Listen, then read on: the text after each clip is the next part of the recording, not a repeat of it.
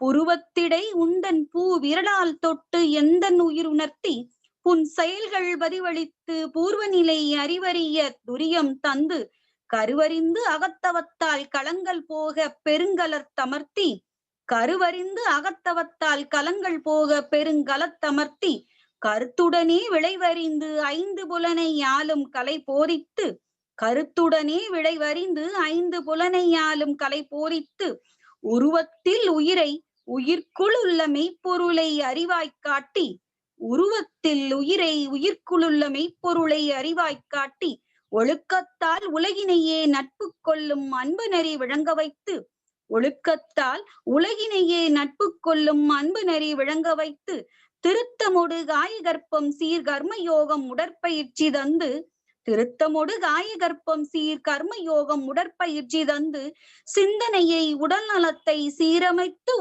உய்வித்த குருவே வாழ்க. சிந்தனையை உடல் நலத்தை சீரமைத்து உய்வித்த குருவே வாழ்க. அனைவருடைய நோக்கமும் இருக்கும் காலத்தில் அனைவரும் துன்பமின்றி இன்பமுடன் இனிமையாக வாழ்வதாகும். கோடான கோடி பிறவிகளில் ஏற்பட்ட கலங்கங்களால் மனிதன் துன்பப்பட்டு கொண்டிருக்கின்றான். உணர்ச்சி வயப்பட்ட நிலையில் வாழ்ந்து ஏற்பட்ட கலங்கங்களிலிருந்து வெளியில் வந்து தானும் வாழ்ந்து மற்றவர்களையும் வாழ வைக்கக்கூடிய மேன்மை பொருந்திய 6வது அறிவானது குன்றியிருக்கும் வரை இன்பமாக இருக்க முடியாது. அதிலிருந்து மீண்டு வர குருவின் உதவி தேவைப்படுகின்றது. மனதை ஒருமுகப்படுத்த மனதிற்கு மூலமான உயிர் மேல் நாம் மனதை செலுத்த பழக வேண்டும். மூலாதாரத்தில் தூங்கி கிடைக்கும் அந்த உயிர் சக்தியின் ஒரு பகுதியை தீட்சையின் மூலம் தட்டி எழுப்பி புருவ மையமாகிய ஆக்னாவில் நிறுத்தி தியான வாழ்க்கைக்கு வழிகாட்டுபவர் தான் குரு. துரியதவம் கொடுப்பதன் மூலம் நமக்கு மன அமைதி கிட்டுகின்றது. மேலும் மனதின் விரியும் தன்மையால் துரியாதீதமும் கிடைக்கின்றது. முன்வினை பதிவுகளின் விளைவுகள் வெளிப்படும் பொழுது அவற்றை எதிர்கொள்ளக்கூடிய திறமை கிடைக்கின்றது. 5 புலன்களும் மனமும் அறிவின் கட்டுப்பாட்டுக்குள் வந்து விடுகின்றது. உடலுக்குள் உயிர், உயிர்க்குள் அறிவு, அந்த அறிவே தெய்வம், அதுவே அனைத்துமாகவும் இருக்கிறது என்று உணர்த்துபவரே குரு. உலகில் உள்ளோரை நட்புடன் ஆட்கொள்ள இறை உணர்வாகிய அன்பு நெறியை உணர்வதற்கு காயகற்பம், கர்மயோகம், உடற்பயிற்சி ஆகியவற்றை அட்சய பாத்திரமாக அன்பாலே கொடுத்தவர்தான் குரு. உடல் நலம், உயிர் வளம், மனவளம் அனைத்தையும் சீரமைத்து அனைவரையும் வழிநடத்தும் குருவிரானை வணங்கி நாம் வாழ்த்த வேண்டும். அனைவரும் அனைத்து வளங்களும் நலன்களும் பெற்று இன்பமுடன் வாழ்வதற்கு காடுமேடு கடக்க வேண்டாம், கடும் தவம் புரிய வேண்டாம். மகரிஷி ஐயா அவர்கள் அருளிய மனவளக்கலையை மேன்மையுடன் கற்று அதன்படி வாழ்க்கையை அமைத்தால் துன்பமற்ற இன்பமான வாழ்க்கையை நாம் அடைய முடியும். அதுவே நாம் குருவுக்கு அளிக்கும் குரு காணிக்கையாகும். அந்த வகையில் உடற்பயிற்சியின் மேன்மையும் குண்டலினி யோகத்தின் சிறப்பும் என்ற அருமையான தலைப்பின் கீழ் சிறப்புரையாற்றுவதற்காக மதிப்பிற்கும் மரியாதைக்கும் உரிய நமது உலக சமுதாய சேவா சங்கத்தின் பேராசிரியர் அருள்நிதி மோகன செல்வம் ஐயா அவர்கள் இன்றைய தினம் நமது ஆலியார் ஜூம் இணைப்பிலே இணைந்திருக்கின்றார்கள். ஐயாவை பற்றி ஒரு சில குறிப்புகள். ஐயா அவர்கள் கடந்த 21 ஆண்டுகளுக்கு மேலாக தன்னை உலக சமுதாய சேவா சங்கத்தில் இணைத்துக் கொண்டு இன்றளவும் சேவை செய்து வருகிறார்கள். விஷன் கல்வியில் டிப்ளமோ, அட்வான்ஸ் டிப்ளமோ பட்டம் பெற்றுள்ளார்கள். 33 ஆண்டுகளுக்கு மேலாக ஒரு பொதுத்துறை நிறுவனத்தில் பணியாற்றி வருகின்றார்கள். சுமார் 1500 காயகல்ப வகுப்புகள் எடுத்துள்ளார்கள். அதிக அன்பர்களுக்கு துரியாதீத தீட்சை கொடுத்துள்ளவர்கள். விஷன் கல்வி வகுப்புகளும் எடுத்து வருகிறார்கள். உடற்பயிற்சியையும் காயகல்பத்தையும் தமது 2 கண்கள் போல எண்ணி பலருக்கும் பயிற்சி அளித்து வருகிறார்கள்.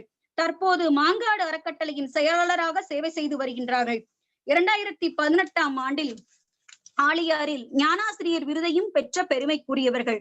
பல்வேறு சிறப்புகளை தன்னகத்தே பெற்ற ஐயா அவர்களை உங்களின் சார்பில் வணங்கி வாழ்க வளமுடன் என வாழ்த்தி வரவேற்று உடற்பயிற்சியின் மேன்மையும் குண்டலினி யோகத்தின் சிறப்பும் என்ற சிறப்பான தலைப்பில் சிறப்பான விளக்கங்களை அன்போடு தருமாறு அனைவரின் சார்பாகவும் கேட்டுக்கொள்கிறோம்.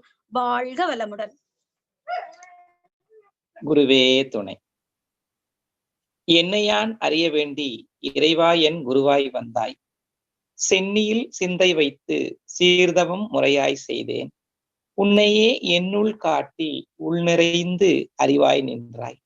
முன்னை சேர் வினை தூய்மைக்கே முயன்று அறநெறி வாழ்கின்ற ஆசான் அவர்கள் சுக்குமமாக எழுந்தருளி இன்றைய சிந்தனையை சிறப்பாக நடத்தி தருமாறும் அதற்கு இறையருளும் குருவருளும் துணை புரியட்டும்.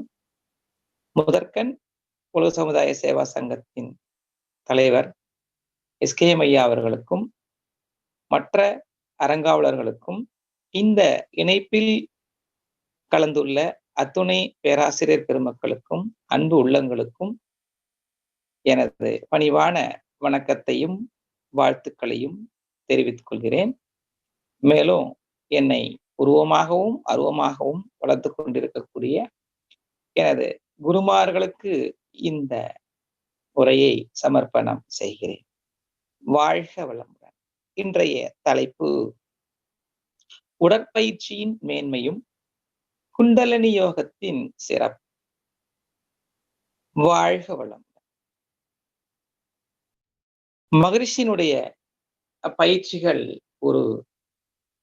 ஒவ்வொன்றும் ஒரு மைல்கல்களாகத்தான் உள்ளது. அதிலே குண்டலினி யோகத்தை எளிய முறை குண்டலினி யோகமாக வடிவமைத்துள்ளார்கள். அந்த எளிய முறை குண்டலினி யோகத்திற்கு அடித்தளமாக இருப்பது எளிய முறை உடற்பயிற்சி. உடற்பயிற்சியிலே 9 பயிற்சி முறைகள் கைப்பயிற்சி முதல் உடல் தளர்த்தல் வரை உள்ளது.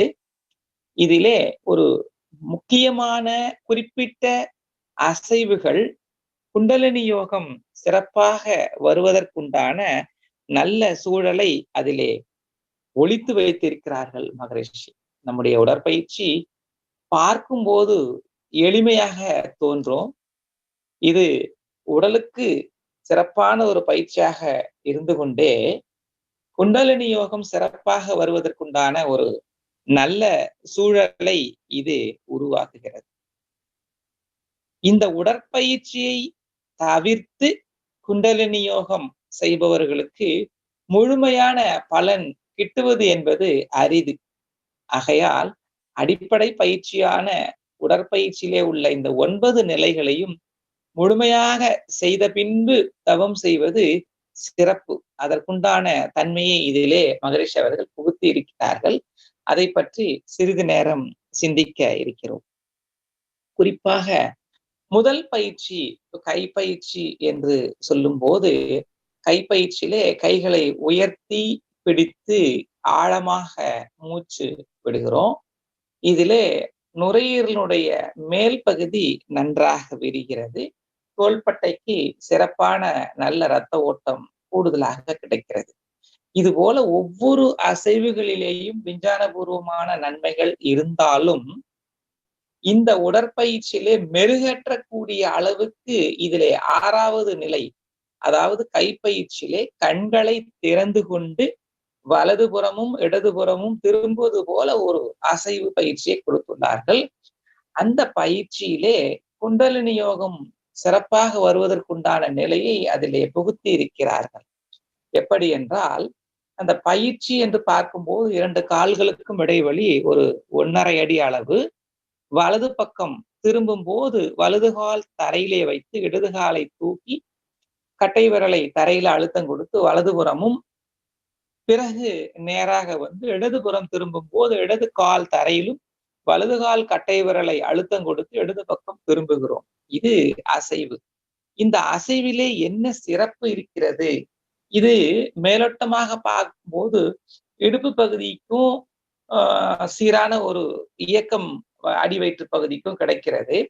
உண்மையிலே நம்முடைய முதுகுத்தண்டை ஒட்டி இருக்கக்கூடிய முக்கியமான நாடிகள் இடகலை, பிங்கலை, சுழிமுனை, இந்த 3 நாடிகள் இதிலே குறிப்பாக சுழிமுனை சீராக சுஷும்ன நாடி என்று சொல்லக்கூடிய சுழிமுனை சிறப்பாக இயங்கினால் மட்டுமே மூலாதாரத்தில் இருக்கிற குண்டலினி சக்தி மேலெலும்பி புருவ மத்திக்கு கொண்டு வர முடியும். இது ஆசிரியர்கள் முயற்சி செய்து கொண்டு வந்து ஆக்னா சக்கரத்தில் நிறுத்தி விடுகிறார்கள். தொடர்ந்து பயிற்சி செய்யும் போது அந்த சுழிமுனை நாடி சிறப்பாக இயங்க வேண்டும். அதற்குண்டான அசைவை இந்த பயிற்சி திருத்தம் செய்கிறது. அதாவது ஒரு மனிதனுக்கு முதல் 2 மணி நேரம் இடகலையும் அடுத்த 2 மணி நேரம் பிங்களையும் மாறி மாறி இயங்கிக் கொண்டே இருக்கும். இது இயல்பு. இப்போ இந்த தவத்திற்கு தயார் செய்யக்கூடிய உடற்பயிற்சியில இது முக்கியமான ஒன்று.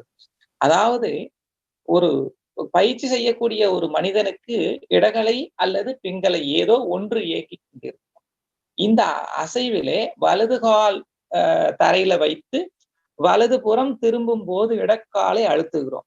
அப்போ இடக்காலில் இருந்து உருவாகக்கூடிய ஒரு நாடி, அந்த நாடி இடக்காலில் ஆரம்பித்து தொடைப்பகுதி வழியாக மூலாதாரம், சுவாதிஷ்டானம் என்று வலது புருவ மத்தியிலே வந்து சேர்கிறது. இதற்கு பேர் பின்கலை நாடி. வலது கால் கட்டை விரலில் ஆரம்பித்து அதுபோல தொடைப்பகுதியை தாண்டி மூலாதாரம், சுவாதிஷ்டானம் என்று மாறி புருவ மத்தியினுடைய இடது பகுதியிலே வந்து முடிகிறது. ஆக பிங்கலை என்பது இடதுகால் கட்டை விரலிலும், இடகலை என்பது வலதுகால் கட்டை விரலிலும் ஆரம்பித்து புருவ மத்தியில் ஆக்னா சக்கரத்திலே வந்து முடிகிறது. இந்த பயிற்சியிலே வலதுபுறம் திரும்பும் போது இடதுகால் அழுத்தப்பட்டு பின்களை இயங்கிக் கொண்டிருந்தால் அந்த பின்களை சுழிமுனையோடு இணைந்துவிடும். ஒருவேளை அவருக்கு இடகலை இயங்கிக் கொண்டிருந்தால் இடது பக்கம் திரும்பும் போது வலதுகால் அழுத்தப்படும் போது அந்த இடகலை சுழிமுனையோட இணைந்து செயல்படும். ஆக இடகலை தனியாகவோ அல்லது பின்களை தனியாகவோ இயங்காமல் சுழிமுனையோடு மெர்ஜ் ஆகணும். அதாவது 3 நாடியும் ஒரு நாடியாக மாற வேண்டும். அதற்குண்டான ஒரு பயிற்சி முறையை தான் இதிலே மகரிஷி அவர்கள் ஒழித்து வைத்திருக்கிறார்கள். இந்த பயிற்சி செய்யும் போது சுழிமுனை சிறப்பாக இயங்கி மூலாதாரத்தில் இருக்கக்கூடிய குண்டலினி சக்தி அக்னா சக்கரத்திற்கும் படிப்படியாக துரியம் துரியாதீத நிலை அடைவதற்கு பேருதவியாக இருக்கிறது இந்த கைப்பயிற்சியிலே உள்ள ஒரு முக்கியமான அசைவு. இது போல ஒவ்வொரு பயிற்சியிலும் நாம் இப்போது பார்க்க இருக்கிறோம். அடுத்தது கால் பயிற்சி. கால் பயிற்சியிலே முக்கியமாக கவனிக்க வேண்டியது கணுக்கால் சுழற்சி. உள்ளங்கையை வைத்து கணுக்காலை சுழற்றுவதும், பாதத்தை பிடித்துக் கொண்டு கணுக்கால் முழுவதும் சுழற்றுவதும். இதிலே இந்த மூட்டு அதாவது நம்முடைய ஒட்டுமொத்த எடையை தாங்கக்கூடிய பாதம், பாதத்துக்கு சப்போர்ட்டா இருக்கக்கூடிய இந்த மூட்டு சிறப்பாக இயங்குவதற்குண்டான சூழலை கொடுப்பதோடு மட்டுமல்லாமல் அந்த கணுக்காலுக்கும் மூலாதாரத்திற்கும் கிட்டத்தட்ட 40க்கும் மேலாக நரம்புகள் இருக்கிறது. இந்த கணுக்கால் சுழற்சியிலே அந்த நரம்புகள் இயக்கப்பட்டு சிறப்பாக குண்டலினி யோகம் கிடைப்பதற்குண்டான ஒரு நல்ல சூழலை இது உருவாக்குகிறது. 2வது பயிற்சியிலே உடற்பயிற்சியை பற்றி ஆழமான விஞ்ஞானபூர்வமான தகவல்கள் சொல்ல வேண்டும் என்றால் அது மணிக்கணக்காகும். இப்போது 3வது பயிற்சியிலே முக்கியமாக மன அலைச்சுழலை குறைப்பதற்கு இதயம், நுரையீரல் இதனுடைய செயல்பாடுகளை ஒழுங்குபடுத்துவதற்குண்டான பயிற்சியாக இது அமைகிறது. இதயத்தினுடைய வேகம் 72 துடிப்பு. அதற்கு இசைவாக 15 மூச்சு ஒரு நிமிடத்திற்கு, நாளொன்றுக்கு 21,600 மூச்சு. இந்த விகிதாச்சாரத்திலே இயங்கினால் மனம் அமைதி நிலையில், அதாவது ஆல்பா நிலையில் இயங்குவதற்குண்டான ஒரு சூழலாக அமையும். அதற்கு இந்த நரம்பு தசைநார் பயிற்சி உதவியாக இருக்கிறது. குறிப்பாக இந்த மூச்சு என்பது குறைந்தபட்சம் 5 வினாடிகள் மூச்சை இழுப்பதும், மூச்சை விடும்போது 7 வினாடிகளும் குறைந்த அளவு. இப்படி செய்யும் பொழுது 5 முறை ஒவ்வொரு பயிற்சியையும் செய்கிறோம். 7 நிலைகள். கிட்டத்தட்ட ஒரு பயிற்சி செய்வதற்கு 5+7 அதாவது 12 செகண்ட். 5 முறை 5 பயிற்சி சுகாசனத்திலும் 2 பயிற்சி வஜ்ராசனத்திலும் ஆக மொத்தம் 7 பயிற்சிகள். இந்த மூச்சினுடைய அளவு, அதாவது 15 செகண்ட் அளவுக்கு இதை கொண்டு வருவதற்குண்டான ஒரு சூழல்.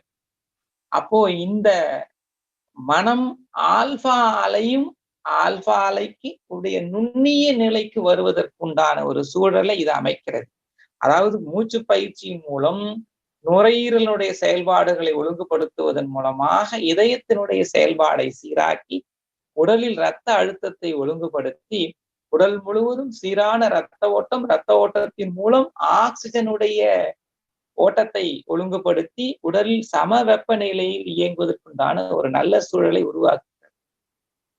உடல் முழுவதும் இயக்கம் சீராக இயங்க வேண்டும் என்றால் உடலிலே உள்ள 8 மண்டலங்கள் சிறப்பாக வேலை செய்ய வேண்டும் என்றால் அதற்கு சீரான வெப்பம் 98.6 வேணும். அந்த வெப்பத்திற்கு மூலமாக இருப்பது ஆக்சிஜன் ஓட்டம்.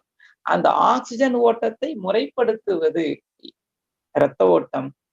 இரத்த ஓட்டத்தை சிறப்பாக கொண்டு போவது இதயமும், இதயத்துக்கு மூல காரணமாக இருக்கக்கூடிய நுரையீரலும்.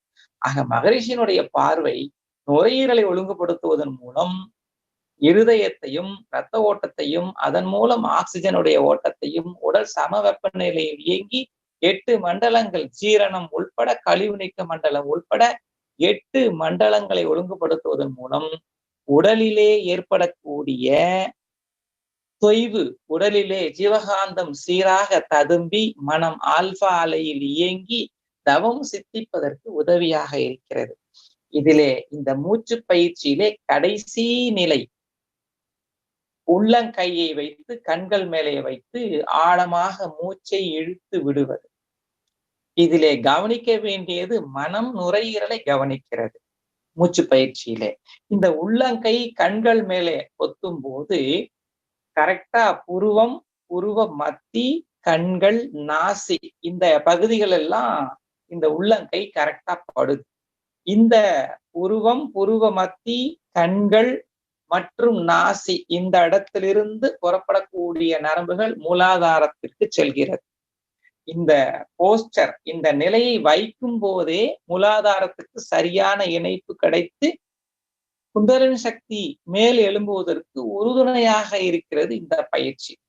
இந்த பயிற்சி மட்டுமல்ல, கண் பயிற்சியினுடைய கடைசியிலேயும் இந்த நிலை, அதாவது கண் பொத்துதல் என்ற ஒரு நிலை வருகிறது. இதே நிலை தீப பயிற்சி, கண்ணாடி பயிற்சியினுடைய கவனித்தல், அதாவது பார்த்தல் பிறகு கவனித்தல், உட்கிரகித்தல் கூட சொல்லலாம். அந்த நிலையிலும் இதே நிலை கிடைக்கிறது. ஒவ்வொரு தவம் செய்த 20 அல்லது 25 நிமிடம் தவம் செய்த பிறகு அதனுடைய முடிவிலே, தவத்தினுடைய முடிவிலே இதே நிலை கைகள், உள்ளங்கை கண்கள் மேல பொத்தக்கூடிய ஒரு நிலைக்கு கொண்டு வருகிறோம். தவ ஆற்றல் உடல் முழுவதும் பரவுவதாக ஒரு பாவனை செய்கிறோம். பாவனை செய்தாலும் செய்யாவிட்டாலும் கைகளை இந்த நிலையில் கண்களை பொத்தும் போது சீராக உள்ளங்கையில் இருக்கக்கூடிய ஜீவகாந்தம் மூலாதாரத்திற்கு சீராக பாயும். கூடவே நம்முடைய எண்ணமும் பாய்வது போல பாவனை செய்யும் போது சிறப்பான ஒரு ஆற்றல் சேமிப்புக்கு இது உதவியாக இருக்கிறது. தீப பயிற்சி, கண்ணாடி பயிற்சியிலே உட்கிரகித்தல் வான்காந்த ஆற்றலை உட்கிரகிக்கும் போது அது சிறப்பாக நடப்பதற்கு இந்த பயிற்சி. பொதுவாக எல்லாருடைய கேள்வி, கைகளை வைத்து கண்களை பொத்தாமல் சாதாரணமாக கண்களை மூடிக்கொள்ளலாமே? மூடிக்கொள்ளலாம். ஆனால் இந்த நரம்புகளுக்கு சீரான இணைப்பு கிடைப்பதும் பிரபஞ்ச சக்தி துரியத்தின் வழியாக நம்முடைய உடலினுடைய உள் மூலாதாரம் வரை உடல் முழுவதும் பாய்ந்து நிரம்புவதற்கு இந்த உள்ளங்கை பொத்துதல் கண்கள் மேலே சிறப்பாக அமைந்திருக்கிறது. அந்த அளவுக்கு கண் பயிற்சியிலும் இப்ப குறிப்பிட்ட தீப பயிற்சி, கண்ணாடி பயிற்சி போன்ற பயிற்சிகளிலும் இது பெரிதும் ஒரு நல்ல பலனை நமக்கு கொடுக்கிறது. அடுத்தது கபாலபதி. இது நாசிகளில் உண்டான ஒரு பயிற்சி. கபாலத்தை தூய்மை செய்வதன் மூலமாக, அடிவயிற்று பகுதியை தூய்மை செய்வதன் மூலமாக, குறிப்பாக கபாலம் மூளை பகுதி சிறப்பாக இயங்குவதற்கும் மனம் அமைதி நிலையில இருப்பதற்குண்டான ஒரு சூழலை கொடுக்கிறது. அடிவயிற்று பகுதிக்கு சிறப்பான ஒரு இயக்கம் கொடுக்கிறதுனால செரிமானம் உள்பட மற்ற பகுதிகள் சிறப்பாக இயங்குவதன் மூலம் உடலிலே காந்தம் விரயமாவதை தடுக்கிறது. இது உடற்பயிற்சியிலே நிறைய பலன்கள் இருக்கிறது. தவத்திற்கு எந்த அளவுக்கு உதவியாக இருக்கிறது என்பதை நாம் குறிப்பாக கவனித்துக் கொண்டிருக்கிறோம். அடுத்ததாக ஒரு முக்கியமான ஒரு பயிற்சி, இது முதுகு தண்டுக்குண்டான ஒரு பயிற்சி. மகராசனம் பகுதி 1 and 2. இதுல கவனிக்க வேண்டிய விஷயம், முதல் பயிற்சி கால்களை நீட்டியும், கடைசியாக சைக்கிளிங். இப்படி இந்த பயிற்சியை செய்து கொண்டே வரும்போது, முதல் பயிற்சியிலே கால்களை நீட்டி மகராசனம் நிலை 1 செய்யும் போது கழுத்து பகுதியிலும், கால்களை மடக்கி செய்யும் போது மார்பு பகுதியையும், அடுத்த பயிற்சி அதாவது கால்களை கிராஸ் பண்ணக்கூடிய பயிற்சி மணிப்புரகத்தையும், கால்களை லாக் பண்ணி பண்ணும்போது சுவாதிஷ்டானத்துக்கும், சைக்கிளிங் பண்ணும்போது மூலாதாரத்துக்கும் ஆற்றல் குவிக்கப்படுகிறது. குறிப்பாக மகராசனம் நிலை 1 கழுத்து பகுதியில் இருந்து முதுகு தண்டு என்று சொல்லும் போது கழுத்து பகுதியிலிருந்து மூலாதாரத்துக்கு ஒவ்வொரு ஆதாரங்களையும் ஒழுங்குபடுத்தி முதுகு தண்டை தூய்மை செய்கிறது. மகராசனம் 2வது நிலை, அதாவது குப்புறப்படுத்த நிலையில முதல் பயிற்சி கால்களை நீட்டியும், கடைசி பயிற்சி குரொக்கடைல் பயிற்சி செய்யும் போதும் மூலாதாரத்திலிருந்து படிப்படியாக மேல் நோக்கி மூலாதாரம், சுவாதிஷ்டானம், மணிப்புரகம், அநாகதம், விசுத்தி என்கிற நிலையிலே ஒவ்வொரு ஆதாரங்களையும் ஒழுங்குபடுத்தி முதுகுத்தண்டை சிறப்பாக இயங்குவதற்குண்டான ஒரு சூழல். ஆக முதுகு தண்டிலேதான் சுழிமுனை இருக்கிறது. சுழிமுனை சிறப்பாக இயங்குவதற்குண்டான நல்ல சூழலை இது உருவாக்குகிறது. இதிலே கவனிக்க வேண்டிய அம்சம் என்னவென்றால், இந்த முதுகு தண்டுக்குள்ளே சுழிமுனை இருக்கிறது. இந்த சுழிமுனைக்கு உள்ளே, அதாவது அருள் நாடி என்று ஒரு அருள் நாடி இருக்கிறது. அந்த நாடிக்குள்ளே எல்லாம் அரூபம் தான். பொதுவாகவே நாடி அரூபம். சுழிமுனை நாடிக்குள்ளே அருள் நாடி. அந்த அருள் நாடி என்பது 12 நாடிகளை உள்ளடக்கியது. அதாவது சிவநாடி 8, சக்தி நாடி 4. ஆக இந்த 12 நாடிகளும் சேர்ந்து அருள் நாடி அரூபமாக, நரம்பு கூட சொல்லலாம். அந்த அருள் நரம்பு சிறப்பாக இயங்குவது என்பது சுழிமுனை சிறப்பாக இயங்கும் போது அது சிறப்பாக இயங்கும். இதிலே அருள் நாடியை வைத்து மகரிஷி எந்த அளவுக்கு ஒரு உயர்வான நிலையை பயிற்சியாளர்களுக்கு கொடுத்துள்ளார்கள். துரியாதீதம் பயின்ற அன்பரை அருட்செல்வன், அருட்செல்வி என்று குறிப்பிடுவார்கள். அந்த நிலை என்ன என்று பார்க்கும்போது, இந்த மூலாதாரத்திலிருந்து குண்டலினி சக்தியை இந்த அருள் நாடி வழியாக பாய்ச்சி ஆக்னா சக்கரத்திற்கு கொண்டு வந்து துரியாதீத நிலையை அடைந்த ஒரு அடையாளமாக அருட்செல்வன், அருட்செல்வி.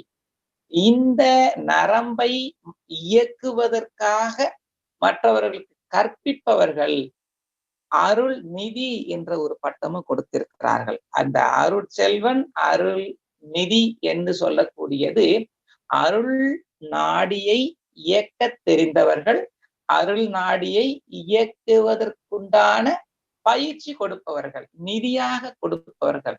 இந்த அளவிலே மகரிஷி இந்த அருள் நாடியை இதற்குள்ளாக, இதெல்லாம் தாந்திரிக பள்ளிகளிலே மகரிஷி சென்று படித்தாரா என்றால் இல்லை. பிரபஞ்சத்தில் நடக்கக்கூடிய ஒவ்வொரு விஷயங்களையும் உள் உணர்வாகவே பெற்று இந்த நிலையை மக்களுக்கு, எளிமையான மக்களுக்கும் போதித்து அவர்களையும் உயர்வடைய செய்தவர்கள் மகரிஷி.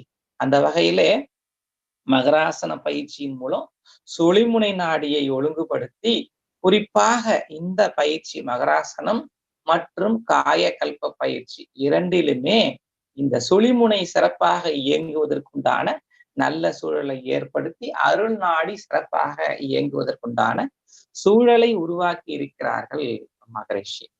அதாவது துரியாதீதம் என்ற ஒரு தீட்சை கொடுக்கும் போது கட்டாயம் காயகல்ப பயிற்சி பயின்று இருக்க வேண்டும். முதல்நிலை அகத்தாய்வுக்கு முன்பெல்லாம் காயகல்பம் கட்டாயம் இல்லை. ஆனால் துரியாதீதம் 2ஆம் நிலை அகத்தாய்வுக்கு கட்டாயம் காயகல்பம் பயின்று இருக்க வேண்டும். அதாவது நரம்பூக்கம் செய்து ஓஜஸ் பயிற்சி மூலம் சுழிமுனை என்று சொல்லக்கூடிய இந்த அருள் நாடியை முறையாக இயக்க தெரிந்து கொண்டிருந்தவர்கள் துரியாதீதம் பயிலும் போது சிறப்பாக துரியாதீதம் வரும் என்பதே இதன் மூலம் மகரிஷி ஒரு உண்மையை அதிலே ஒளித்து வைத்திருக்கிறார். அதாவது தத்துவம் ஆழமாக விளக்கப்பட்டுள்ளது, ஆனால் நடைமுறையிலே எளிமைப்படுத்தி கொடுத்திருக்கிறார்கள். அதனாலதான் இதற்கு எளிய முறை குண்டலினி யோகம், எளிய முறை உடற்பயிற்சி, எளிய முறை காயகல்பம் என்று விரிவாக சொல்லாமல் பயிற்சிகளை எளிமைப்படுத்தி பயிற்சியுடைய நுணுக்கங்களும் அதனுடைய பலன்களையும் மிகுதியாக குறிப்பிட்டுள்ளார்கள். அடுத்ததாக உடல் தேய்த்தல் என்று சொல்லலாம். இதிலே இந்திரியங்கள் என்று சொல்லக்கூடிய காது, மூக்கு, இது போல வயிற்று பகுதியில் இருக்கக்கூடிய முக்கியமான தொப்புள் பகுதியில் இருக்கக்கூடிய நரம்புகள் சீராக இயக்கப்படுவதற்கும், மார்பு பகுதியில் உள்ள நரம்புகள் சீராக இயங்குவதற்கும் காந்தத்தை அங்கு முறையாக அசைத்து கொடுத்து அங்கு சிறப்பாக காந்தம், ஜீவகாந்த செயல்பாடுகள் இருக்க வேண்டும் என்றும், குறிப்பாக காது, மடல், காது உள்பகுதி, செவிப்பறை இதையெல்லாம் ஒழுங்குபடுத்தி இதன் மூலம் ஜீவகாந்தத்தை சேமிப்பதற்குண்டான ஒரு சூழலை உருவாக்கி இருக்கிறார்கள். கிட்டத்தட்ட புலன்களை சிறப்பாக இயங்குவதற்குண்டான ஒரு சூழல். குறிப்பாக இதுல காதும் மூக்கு பகுதியிலும் சிறப்பாக ஒரு நிலையை கொடுக்கிறார்கள். புலன்கள் வாயிலாக ஜீவகாந்தம் அதிகமாக செலவாகாமல் அதனுடைய இயக்கத்தை ஒழுங்குபடுத்தி இந்த நிலையை கொடுத்திருக்கிறார்கள். இதிலே காது மடல் என்று பார்க்கும் போது கண் பகுதி, வயிற்று பகுதி, அதாவது இந்த கம்மல் போடுற இடம் மூளை பகுதி, அப்படியே மேல அந்த மடலை பிடித்து கொண்டே போகும்போது கால் பகுதியை நோக்கி இதுல அந்த மேல் கால் பகுதி, காது பகுதியிலே இருக்கக்கூடிய மேல் பகுதி, அடிவயிற்று பகுதி, பெண்களுக்கு கருப்பை சம்பந்தப்பட்ட அத்துணை, அப்படியே கீழ் கால் பகுதி வரைக்கும் மேல் வட்டமாக அந்த காது, இது முழுவதையும் அழுத்தி விடுவதன் மூலம் ஒட்டுமொத்தமாக மூளை பகுதியிலிருந்து கால் பகுதி வரைக்கும் சீரான நரம்புகளுக்குண்டான நரம்புகள் வாயிலாக அதை ஒழுங்குபடுத்தி இருக்கிறார்கள். அந்த அளவிலே ஜீவகாந்தத்தை எவ்வாறு சேமிப்பது, புலன்களை சீராக இயக்குவது என்ற அளவிலே இந்த பயிற்சியை நிறைவாக நமக்கு கொடுத்துள்ளார்கள். அடுத்தது 14 புள்ளி அக்குப்ரெஷர். இந்த 14 புள்ளி அக்குப்ரெஷர் பயிற்சியிலே கவனிக்க வேண்டிய அம்சம் என்ன அப்படின்னா, இந்த முதல் பாயிண்ட் நம்பர் 1, இடது கையால் 3 விரல்களையும் ஒரே நேர்கோட்டிலே முதுகு தண்டில் இருக்கக்கூடிய C5, C6, C7ல 2 விரலும், T1ல 1 விரலும் கரெக்டா வச்சிருப்போம். இது கழுத்து பகுதியில உள்ள 6வது 7வது தொண்டை மார்பு பகுதியில் உள்ள முதல் எலும்பு, அதுல கைகளை வைத்து கட்டை விரலும் இந்த சுண்டு விரலும் உடல்ல படாம இருக்கும். இந்த பாயிண்ட் நம்பர் 1 உடற்பயிற்சி செய்த அனைவருக்குமே தெரியும். இந்த பாயிண்ட் என்னன்னா, மூளைக்கு செல்லக்கூடிய நரம்புகளை ஒழுங்குபடுத்துவது, சீரமைப்பது, கண்காணிப்பது என்று கூட சொல்லலாம். அது மட்டுமல்ல, பருவுடலுக்கும் நுண்ணுடலுக்கும் ஒரு சீரான இணைப்பை தருகிறது. பருவுடல் இயங்கிக் கொண்டிருக்கிறது, அந்த பருவுடலை இயக்கி கொண்டிருப்பது அஸ்ட்ரல் என்று சொல்லக்கூடிய நுண்ணுடல், அதாவது உயிருடல் இயக்கி கொண்டிருக்கிறது. இது இரண்டும் ஒருங்கிணைந்து செயல்படுவதற்குண்டான புள்ளியாக இதை மகரிஷி அவர்கள் வடிவமைத்திருக்கிறார்கள். இப்படி இந்த பயிற்சியிலே என்ன பலன் என்ன, ஒரு மனிதனுடைய ஆரோக்கியம் என்பது அந்த மனிதனுடைய செரிமான மண்டலம் எந்த அளவுக்கு சிறப்பாக இயங்குகிறதோ அதை பொறுத்துதான் அந்த வாழ்க்கை தரம், உடலில் ஆற்றல், ஆயுள் எல்லாமே. இதுல குறிப்பாக 14 புள்ளிகள் இருந்திருந்தாலும் பாயிண்ட் நம்பர் 1 பருவுடலுக்கும் நுண்ணுடலுக்கும் சீரான இணைப்பு. 5வது புள்ளி ஒரு மனிதனுடைய ஆயுட்காலத்தை தீர்மானம் செய்வது. அதாவது இரைப்பையிலிருந்து உணவு கூழாக்கப்பட்டு சிறுகுடல் வழியே வெளியேறக்கூடிய துவாரம், அந்த பகுதியிலே ஆள்காட்டி விரலை வைத்து அந்த இடத்துல ஒரு அழுத்தம் கொடுக்கிறோம். இது அந்த நரம்புகள் மூலமாக காந்தத்தை செலுத்துவது, 2ல இருந்து 14 வரைக்கும் செலுத்துவதன் மூலம் அந்த பகுதியில உள்ள இயக்கத்தை ஒழுங்குபடுத்துவது. இப்போ இரைப்பையிலிருந்து கூழான உணவு சிறுகுடலுக்கு போகிறது. இந்த பகுதியிலே இடது பகுதியிலிருந்து கணையமும் கணைய ஜூஸும், வலது பகுதியிலிருந்து கல்லீரல் உருவாகக்கூடிய பித்த நீர் பித்தப்பையில் தேக்கி வைக்கப்பட்டு அது ஊக்குவிக்கப்பட்டு சிறுகுடல் பகுதியில டிராவல் பண்ணுது. கணைய நீர் அதே மாதிரி சிறுகுடல்ல டிராவல் பண்ணுது. இப்படி இந்த இடத்துல உள்ள செயல்பாடுகள் இதுதான். இதை சரியாக ஊக்கப்படுத்தி செரிமானத்தை ஒழுங்குபடுத்தி குளுக்கோஸ் தயாரிப்பதற்கும் உதவியாகவும், ஒருவேளை கூடுதலாக இருக்கக்கூடிய குளுக்கோஸை சமநிலைப்படுத்துவதற்காக இன்சுலின் என்ற ஹார்மோனையும், இந்த குளுக்கோஸ் உற்பத்திக்கு மூல காரணமாக இருப்பது குளுக்கான் என்ற ஹார்மோனும், அதை மிகுதியாக இருக்கும் போது சமநிலைப்படுத்தக்கூடிய இன்சுலின் என்ற ஹார்மோனும் கணையத்தினுடைய பங்கு. உணவு மேலும் செரிப்பதற்கு உதவி செய்வது பித்த நீர். அது கல்லீரலில் உற்பத்தியாகி பித்தப்பையிலே இருந்து ஊக்குவிக்கப்படுகிறது. இது அத்தனையும் 5வது புள்ளியிலே நடக்கக்கூடிய மர்மம். அது சிறப்பாக இயங்குவதற்குண்டான நல்ல சூழலை கொடுத்து, ஒரு மனிதனுடைய ஆரோக்கியம் என்பது செரிமானம் சிறப்பாக நடப்பதன் மூலம், முறையாக செரிமானம் நடந்தால் கழிவுப் பொருட்கள் வெளியேறுவதன் மூலம் தன்னுடைய ஆயுட்காலத்தை நீட்டித்துக் கொள்ள முடியும். அப்படி ஆற்றலோடு இயங்கக்கூடிய ஒரு மனிதனுக்கு குண்டலினி யோகம் சிறப்பாக அமையும். என காந்தம் திணிவு நிலையில் இருக்கும் பொழுது குண்டலினி சக்தி சிறப்பாக மூலாதாரத்திலிருந்து மேல் எழும்பும். உடலிலே ஆற்றல் அதிகமாக செலவாகும் போது தவ நிலைக்கு, மனம் ஆல்பா நிலைக்கு வராமல் பீட்டா நிலையிலேயே நின்றுவிடும். அந்த ஆல்பா நிலைக்கு தயார்படுத்துவது, அதிலும் குறிப்பாக செரிமானம் மற்றும் கழிவு நீக்க பகுதி மண்டலம் சிறப்பாக இயங்க இந்த பயிற்சி உதவியாக இருக்கும். இந்த பயிற்சியை பற்றி நிறைவாக பேச வேண்டும் என்றால் 1 மணி நேரம் போதாது. அந்த அளவுக்கு ஆழமான நிலைகளை இதிலே ஒழித்து வைத்துள்ளார்கள். இதிலே இறுதியாக உடல் தளர்த்தல் என்ற பயிற்சி, இதிலே பாதத்திலிருந்து ஆரம்பித்து படிப்படியாக 10 பகுதியாக பிரித்து 10வது பகுதியாக மூளை பகுதிக்கு கவனிக்கிறோம். காற்றோட்டம், இரத்த ஓட்டம், வெப்ப ஓட்டம், உயிரோட்டம், காந்த ஓட்டத்தை கவனிக்கிறோம். சிறிது நேரம் அங்கு உள்ள குழப்பம் நீங்கி சீரான ஜீவகாந்தம் நிரம்பி ததும்புகிறது. இப்படி ஒரு பாவனை செய்து கொண்டே ஒவ்வொரு பகுதியாக மீண்டும் ஓய்வு கொடுத்து உடல் முழுவதும் ஒட்டுமொத்தமாக கவனித்து உடல் முழுவதும் ஆற்றல் நிரம்பி இருப்பது போல ஒரு பாவனை செய்துவிட்டு உடலுக்கு ஓய்வு தர வேண்டும். அந்த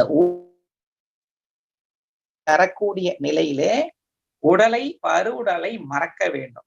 பருவுடலை மறந்து பருவுடலுக்கு உள்ளாக இருக்கக்கூடிய நுண்ணுடலை கவனிக்க வேண்டும். அந்த நுண்ணுடலை கவனிக்கும் போது சூக்குமம் விரிய ஆரம்பிக்கும். மனம் பீட்டாவிலிருந்து பயிற்சி செய்யும் போது ஆல்பாவுக்கு வந்து விடுகிறது.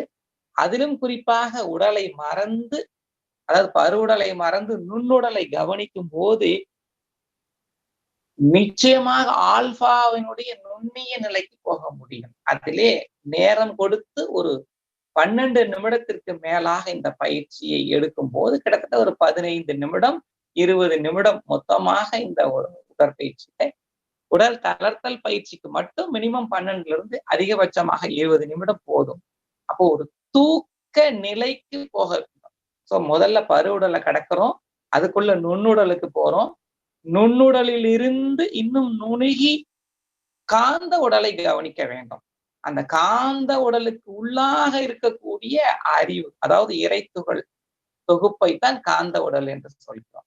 அந்த இறைத்துகளுக்கும் மத்திய பகுதியில் இருக்கக்கூடியது அறிவு. அதையும் உற்று நோக்க வேண்டும். இதெல்லாம் தூங்காமல் கவனிக்கக்கூடிய ஒரு நிலை. அந்த அறிவு பகுதிக்கு உள்ளாக இருப்பதுதான் பரம்பொருள். பரம்பொருளை தேடி வேறு எங்கும் சொல்ல வேண்டியதில்லை. இது புதிய பயிற்சியாளர்களுக்கு புரியாது. துரியாதீதம் பயின்ற நிலையில் இந்த உடல் தளர்த்தல் பயிற்சியை செய்யும் போது இந்த 10-12 நிமிடத்திலிருந்து 20 நிமிடத்திற்குள்ளாக கிட்டத்தட்ட ஒரு 5 நிமிடம் மனம் துரியாதீத நிலைக்கு சென்றுவிடும். டெல்டா அலைச்சூழலுக்கு இங்கேயே வர முடியும். இதை மகரிஷி அவர்கள் அருமையாக விளக்கம் கொடுப்பார்கள். தூக்கம் வருகிறது என்றால் இப்போ தூங்க போறோம், தூங்கிட்டோம் அப்படிம்பாங்க. அங்க தூக்க நிலைக்கு போக வேண்டும், தூங்கக்கூடாது. தூங்கினால் தூங்குவது என்பது வேறு. மனம் படிப்படியாக பீட்டாவிலிருந்து டெல்டா ஸ்டேஜுக்கு போறதுக்கு உண்டான நல்ல சூழலை இந்த பயிற்சி உருவாக்குகிறது. இந்த உடல் தளத்தல் பயிற்சியை செய்துவிட்டு எழுந்து அமர்ந்து ஆக்கினை அல்லது துரியம், துரியாதீதம், வெள்ளிக்கிழமை என்றால் சாந்தி, மற்ற சிறப்பு தவங்கள் எந்த தவத்தை பயின்றாலும் அந்த தவத்தினுடைய உச்சமான நிலையை, அதனுடைய முழு பலனை பெற முடியும். அந்த அளவுக்கு ஆழமான நல்ல குண்டலினி யோகம் சிறப்பாக வருவதற்குண்டான நிறைய யுக்திகளை இந்த உடற்பயிற்சியிலே மகரிஷி அவர்கள் ஒளித்து வைத்திருக்கிறார்கள். அந்த வகையிலே இப்படி ஒவ்வொரு பயிற்சிகளுக்குள்ளேயும் ஒரே ஒரு இடத்தை மட்டும்தான் குறிப்பிட்டு கூறியிருக்கிறேன். கைப்பயிற்சியிலே ஒன்று, கால் பயிற்சியிலே ஒன்று, மூச்சு பயிற்சியிலே, கண் பயிற்சியிலே, கபாலபதியிலே, குறிப்பாக முதுகுத்தண்டு சுழிமுனை அதற்குள்ளாக இருக்கக்கூடிய அருள்நாடி, செரிமானத்தை ஒழுங்குபடுத்துவது, கழிவு நீக்க பகுதியை முறைப்படுத்துவது, அது கூடவே உடல் தளர்த்தல் என்ற பயிற்சியிலே உடல் முழுவதும் இந்த நுண்ணுடலை கவனிப்பது, அதற்குள்ளாக காந்த உடல், அதற்குள்ளாக இருக்கக்கூடிய பரம்பொருளை உணரக்கூடிய நிலைக்கு கொண்டு வரக்கூடிய சிறப்பு அம்சம் நம்முடைய உடற்பயிற்சியிலே இருக்கிறது. இது ஆரம்ப சாதகர்களுக்கு மேலோட்டமாக பார்க்கும்போது வெறும் உடற்பயிற்சியாகத்தான் தெரியும். சிறப்பாக குண்டலினி யோகம் உச்சமான பெரும்பதம் என்று சொல்லக்கூடிய துரியாதீத நிலையை அடைவதற்கு இந்த உடற்பயிற்சி தான் உதவியாக இருக்கும். மகரிஷி சொன்ன ஒரு அற்புதமான கவி, இறைநிலையோடு எண்ணத்தை கலக்க விட்டு ஏற்படும் ஓர் அமைதியிலே விழிப்பாய் நிற்க அப்படிங்கிறாங்க. டெல்டா அலைச்சூழலிலே தூங்காமல் விழிப்பு நிலையில் நிற்க, இறைநிலையோடு எண்ணத்தை கலக்க விட்டு ஏற்படும் ஓர் அமைதியிலே விழிப்பாய் நிற்க, நிறைநிலையே தானாக, நிறைநிலையே தான் அதுவாக உணர முடியும். நித்தம் நித்தம் உயிர் உடலில் இயங்கு மட்டும். இதைத்தான் குறிப்பிடுகிறார்கள் உடல் தளர்த்தல் என்ற பயிற்சியிலே. அந்த அனுபவத்தோடு அமர்ந்து துரியாதீதத்தை பயிலும் போது சிறப்பான ஒரு அரிதுயில் என்று சொல்லக்கூடிய சிறப்பான துரியாதீதம் நமக்கு கிடைக்கும் என்று இந்த பயிற்சியின் மூலம் கோடிட்டு காட்ட விரும்புகிறேன்.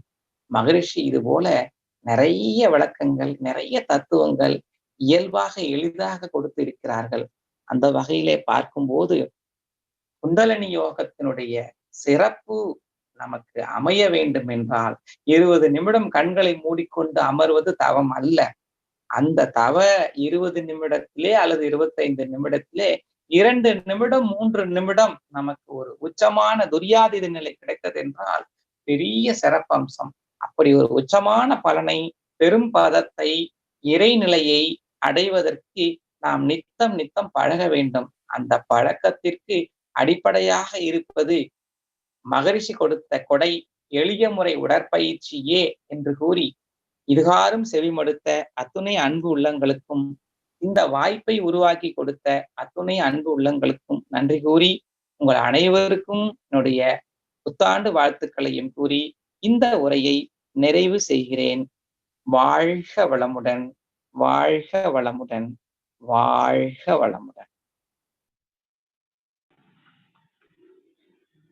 நன்றி ஐயா. வாழ்க வளமுடன் ஐயா. சான்றோர் பெருமக்களே, உடற்பயிற்சியின் மேன்மையும் குண்டலினி யோகத்தின் சிறப்பும் என்ற நல்லதொரு தலைப்பின் கீழ் ஐயா அவர்கள் அருமையாக விளக்கங்களை கூறினார்கள். ஒவ்வொரு பயிற்சியையும் விளக்கமாகவும் விபரமாகவும் கூறிய ஐயாவுக்கு முதற்கண் நன்றி. அருள்நிதியின் அர்த்தத்தை அருமையாக கூறினார்கள். அக்குப்ரெஷர் புள்ளியின் விளக்கத்தை மிகவும் அழகாக கூறினார்கள். தொடர்ந்து ஐயா அவர்கள் கேள்விக்கான பதிலை கொடுக்க இருக்கிறார்கள். ஐயா அவர்களுக்கு நன்றிகளையும் வாழ்க வளமுடன் வாழ்த்துக்களையும் மனமாற தெரிவித்துக் கொள்கின்றோம். தொடர்ந்து கேள்வி பதில் நிகழ்ச்சிக்கு அன்பு கூர்ந்து அனைவரும் காத்திருக்க வேண்டும்படி மிக தாழ்மையுடன் கேட்டுக்கொள்கின்றோம். அன்பானவர்களே, நாளை மௌனம் சர்வரோக நிவாரணி என்ற தலைப்பின் கீழ் பேராசிரியர் அருள்நிதி வீரப்பனையா அவர்கள் சென்னையிலிருந்து நம் ஆலியார் ஜூம் இணைப்பில் இணைய இருக்கின்றார்கள். நாளை அன்பர்கள் அனைவரும் தவறாது கலந்து கொண்டு ஐயா தரும் சிந்தனை உரையை கேட்குமாறு அன்போடு கேட்டுக்கொள்கின்றோம். இன்றைய தினம் பிறந்த நாள், திருமண நாள் காணும் அன்பர்கள் தங்களது பெயரையும் ஊரையும் சாட் பாக்ஸில் போடும் பொழுது அவர்களுக்கான வாழ்த்துச் செய்தி ஐயா அவர்களின் கேள்வி பதில் நிகழ்ச்சிக்கு பிறகு அறிவிக்கப்படும் என்பதையும் அன்போடு தெரிவித்துக் கொண்டு ஐயா அவர்களின் கேள்வி பதில் நிகழ்ச்சிக்கு செல்ல இருக்கின்றோம். வாழ்க வளமுடன்.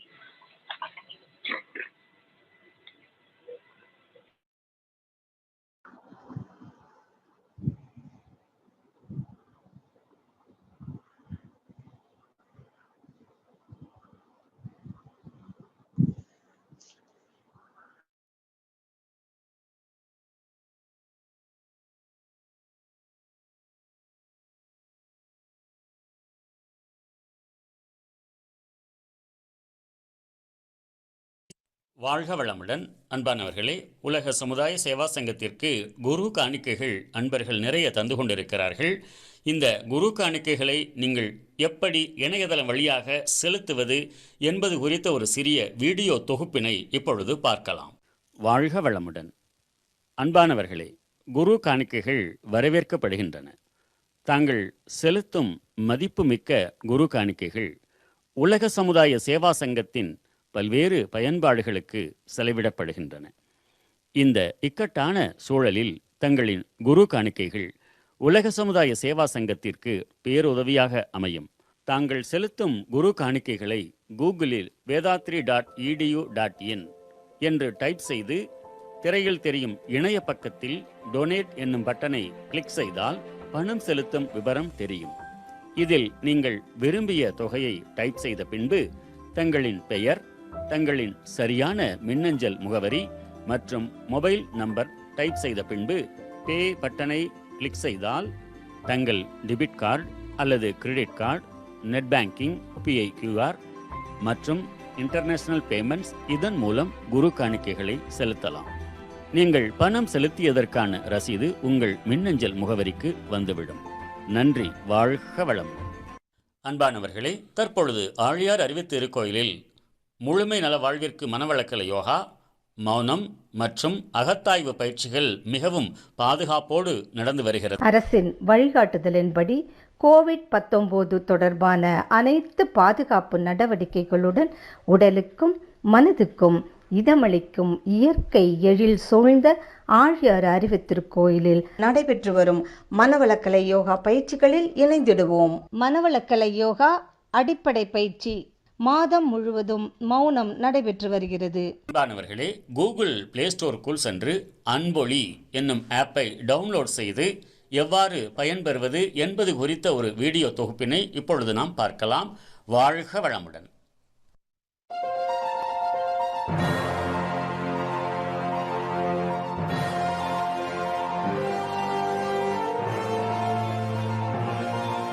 குருவே துணை. வாழ்க வையகம், வாழ்க வளமுடன்.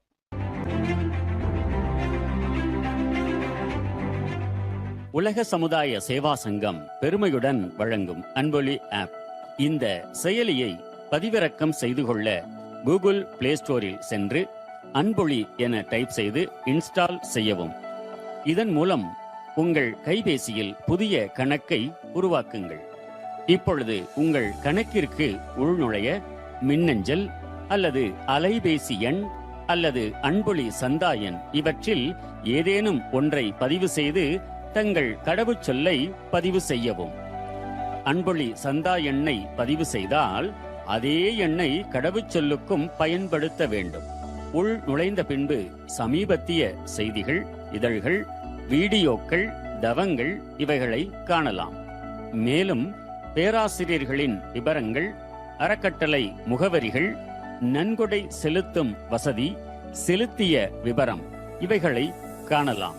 மேலும் விவரங்களுக்கு anboli.in என்ற இணையதளத்திற்கு செல்லவும். நன்றி. வாழ்க வளமுடன்.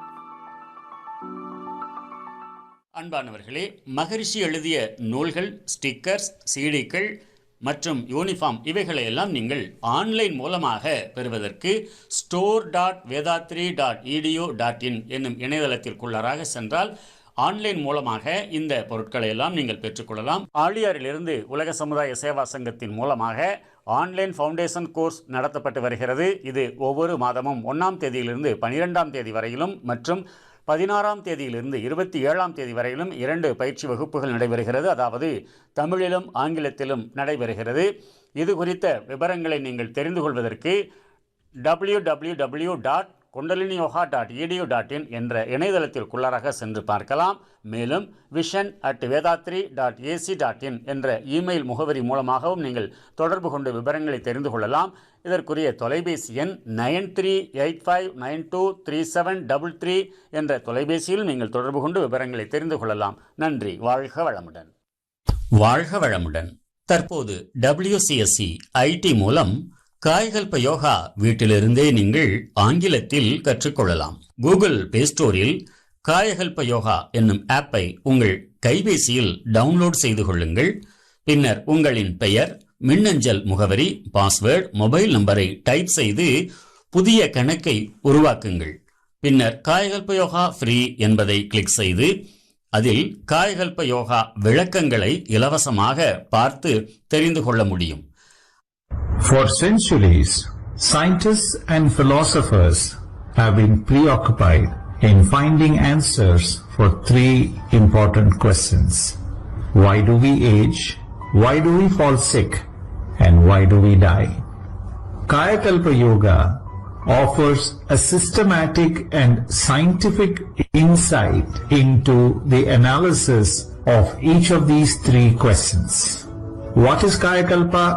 In Sanskrit, the term Kaya means body, Kalpa means immortality. Therefore, Kaya Kalpa means body immortality. Kaya Kalpa Yoga is body immortality yoga. அதன் பின்னர் இந்த பயிற்சியை நீங்கள் முழுமையாக தெரிந்து கொள்ள உங்களின் விவரங்களை மீண்டும் பதிவு செய்து credit card, debit card, net banking, international payments மூலமாக பணம் செலுத்தி வேதாத்ரி மகரிஷி வழங்கிய இந்த அரிய கலையை நீங்களும் கற்றுக்கொள்ளலாம். வாழ்க வளமுடன்.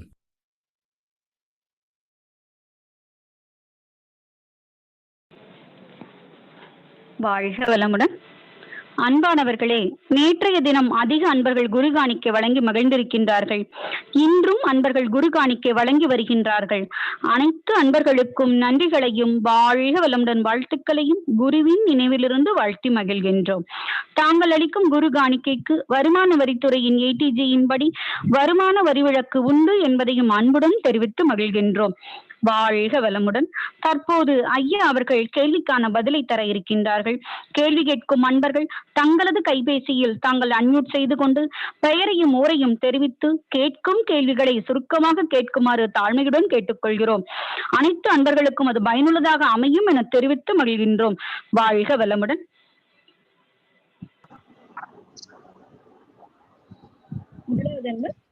பாலகுமார் ஐயா, நீங்க அன்மியூட் பண்ணிக்கலாங்க ஐயா. பாலகுமார் ஐயா, வாழ்க வளமுடன் ஐயா. வணக்கங்க. வாழ்க வையகம். அக்குப்ரெஷர் பயிற்சி ஐயா கேளுங்க ஐயா. இந்த அக்குப்ரெஷர் பயிற்சி பண்ணும்போதுங்க, ஹலோ சொல்லுங்க ஐயா. கேளுங்க ஐயா. ஐயா வாழ்க வளம் கேளுங்க ஐயா. ஆமா ஐயாட்ட கேளுங்க ஐயா. ஹலோ ஐயா கேளுங்க ஐயா. கேளுங்க ஐயா. ஆமா, இந்த அக்குப்ரெஷர் பயிற்சி பண்ணும்போதுங்க, சொல்லுங்க சொல்லுங்க ஐயா. வாழ்க வளம். கேக்குதுங்க ஐயா. கேளுங்க ஐயா. சரிங்க. அக்குப்ரெஷர் பயிற்சி பண்ணும்போது எப்படி உங்களுக்கு லைன் கிளியர் இல்லைன்னு நினைக்கிறேங்க ஐயா. கேளுங்க ஐயா. ஐயா நீங்க பேசலாம். பேசலாங்க ஐயா. கேக்குதுங்க ஐயா. ஐயா ஐயா லைன்ல தான் இருக்கீங்க ஐயா. ஐயா கேளுங்க. வாழ்க வளமுடன். வாழ்க வளமுடன் ஐயா. அடுத்து சுப்புலட்சுமி அம்மா. சுப்புலட்சுமி அம்மா. அம்மா கேளுங்கம்மா. வாழ்க வளமுடன். கேளுங்கம்மா. கேளுங்கம்மா. வாழ்க வளமுடன். வாழ்க வளமுடன். எனக்கு 2 சந்தேகம் ஐயா. ஒண்ணு, அந்த 14 புள்ளி அக்குப்ரெஷர்ல 5வது புள்ளியை கொஞ்சம் எனக்கு இந்த கொஞ்சம் விளக்கி சொல்ல முடியுமா? அதாவது இந்த பயிற்சியினுடைய நோக்கம் என்பது செரிமானத்தை ஒழுங்குபடுத்தி கழிவு பொருளை வெளியேற்றுவது ஒட்டுமொத்தமா.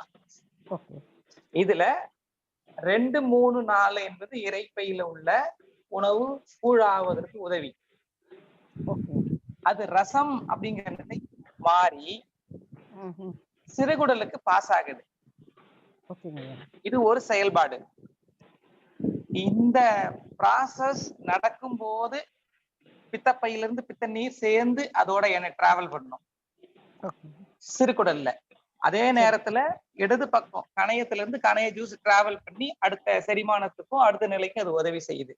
அந்த ஜங்ஷன் 4-வே ஜங்ஷன், அந்த இடத்துல நரம்புகள் மூலமாக காந்தத்தை நம்ம பாஸ் பண்றது பாயிண்ட் நம்பர் 5. இது மட்டும்தான். இதுதான் மெயின் செரிமானத்துக்கு சிறப்பா நடக்கிறதுக்கு உதவியா இருக்கும். அடுத்த நிலையில குடல் உறிஞ்சுகள்ல அது குடல் உறிஞ்சுகளால உறிஞ்சப்பட்டு ரத்தமா கன்வெர்ட் பண்றதுக்கு உண்டான சூழல் அமையுது. சோ இந்த ப்ராசஸுக்கு மகரிஷி வந்து செரிமானத்துக்கு இந்த பாயிண்ட் கொடுத்துருக்காங்க. நிறைய இருக்கு பாயிண்ட்ல. பாயிண்ட் நம்பர் 5 ஏன் மென்ஷன் பண்ணியிருக்கேன்னா, இங்க இந்த ப்ராசஸ் சரியா நடந்தாதான் மற்ற விஷயங்கள் சிறப்பா இருக்கும். ரொம்ப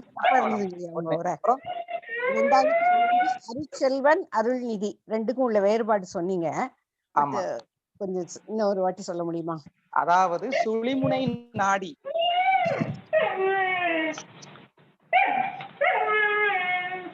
சுழிமுனை நாடி, சுழிமுனை நாடிக்குள்ள அருள் நாடி இருக்கு. சரிங்களா? சுழிமுனை நாடிய பார்க்க முடியாது, ஆனாலும் அதுக்குள்ள இருக்கக்கூடிய அருள் நாடி, அந்த அருள் நாடியை இயக்க தெரிந்தவன், அதாவது துரியாதீதம் கத்துக்கிற நிலை அருட்செல்வன்.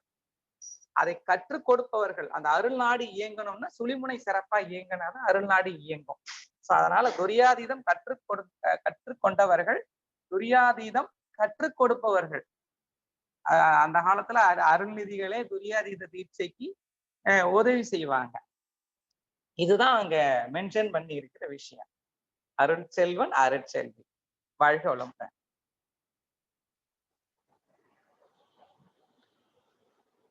வாழ்க வளமுடன் அம்மா.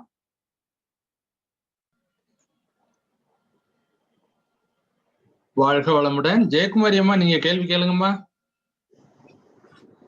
ஜெயக்குமாரி அம்மா, அன்மியூட் செய்து விட்டு கேளுங்க. ஒரு நிமிஷம். வாழ்க வளமுடன் ஐயா.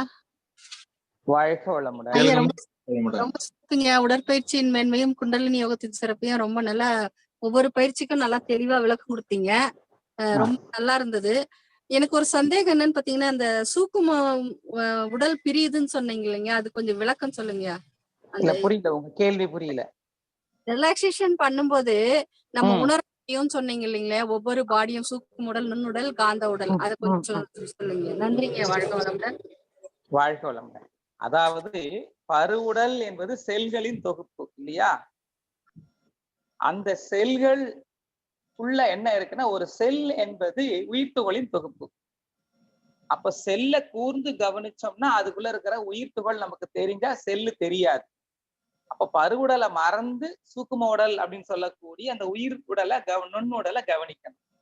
அதுக்குள்ள இருக்கக்கூடிய உயிர்த்துகள் என்பது இறைத்துகளின் தொகுப்பு, அதை கவனிக்கணும். இப்படி இன்னர் டிராவல் பண்ணிக்கிட்டே போகும்போது மட்டும்தான் அதுக்குள்ள இருக்கக்கூடிய பரம்பொருளோடு ஒன்ற முடியும். அதற்குண்டான ஒரு பிராக்டிஸ் இதுல ஒளிஞ்சு இருக்கு. சோ இதை பண்ண அந்த துரியாதீத நிலை அடைய முடியும்னா முதல்ல பருவுடலை கடக்கணும், நுண்ணுடலை கடக்கணும், காந்த உடலை கடக்கணும்னு சொல்லி. வாழ்க வளமுடன்.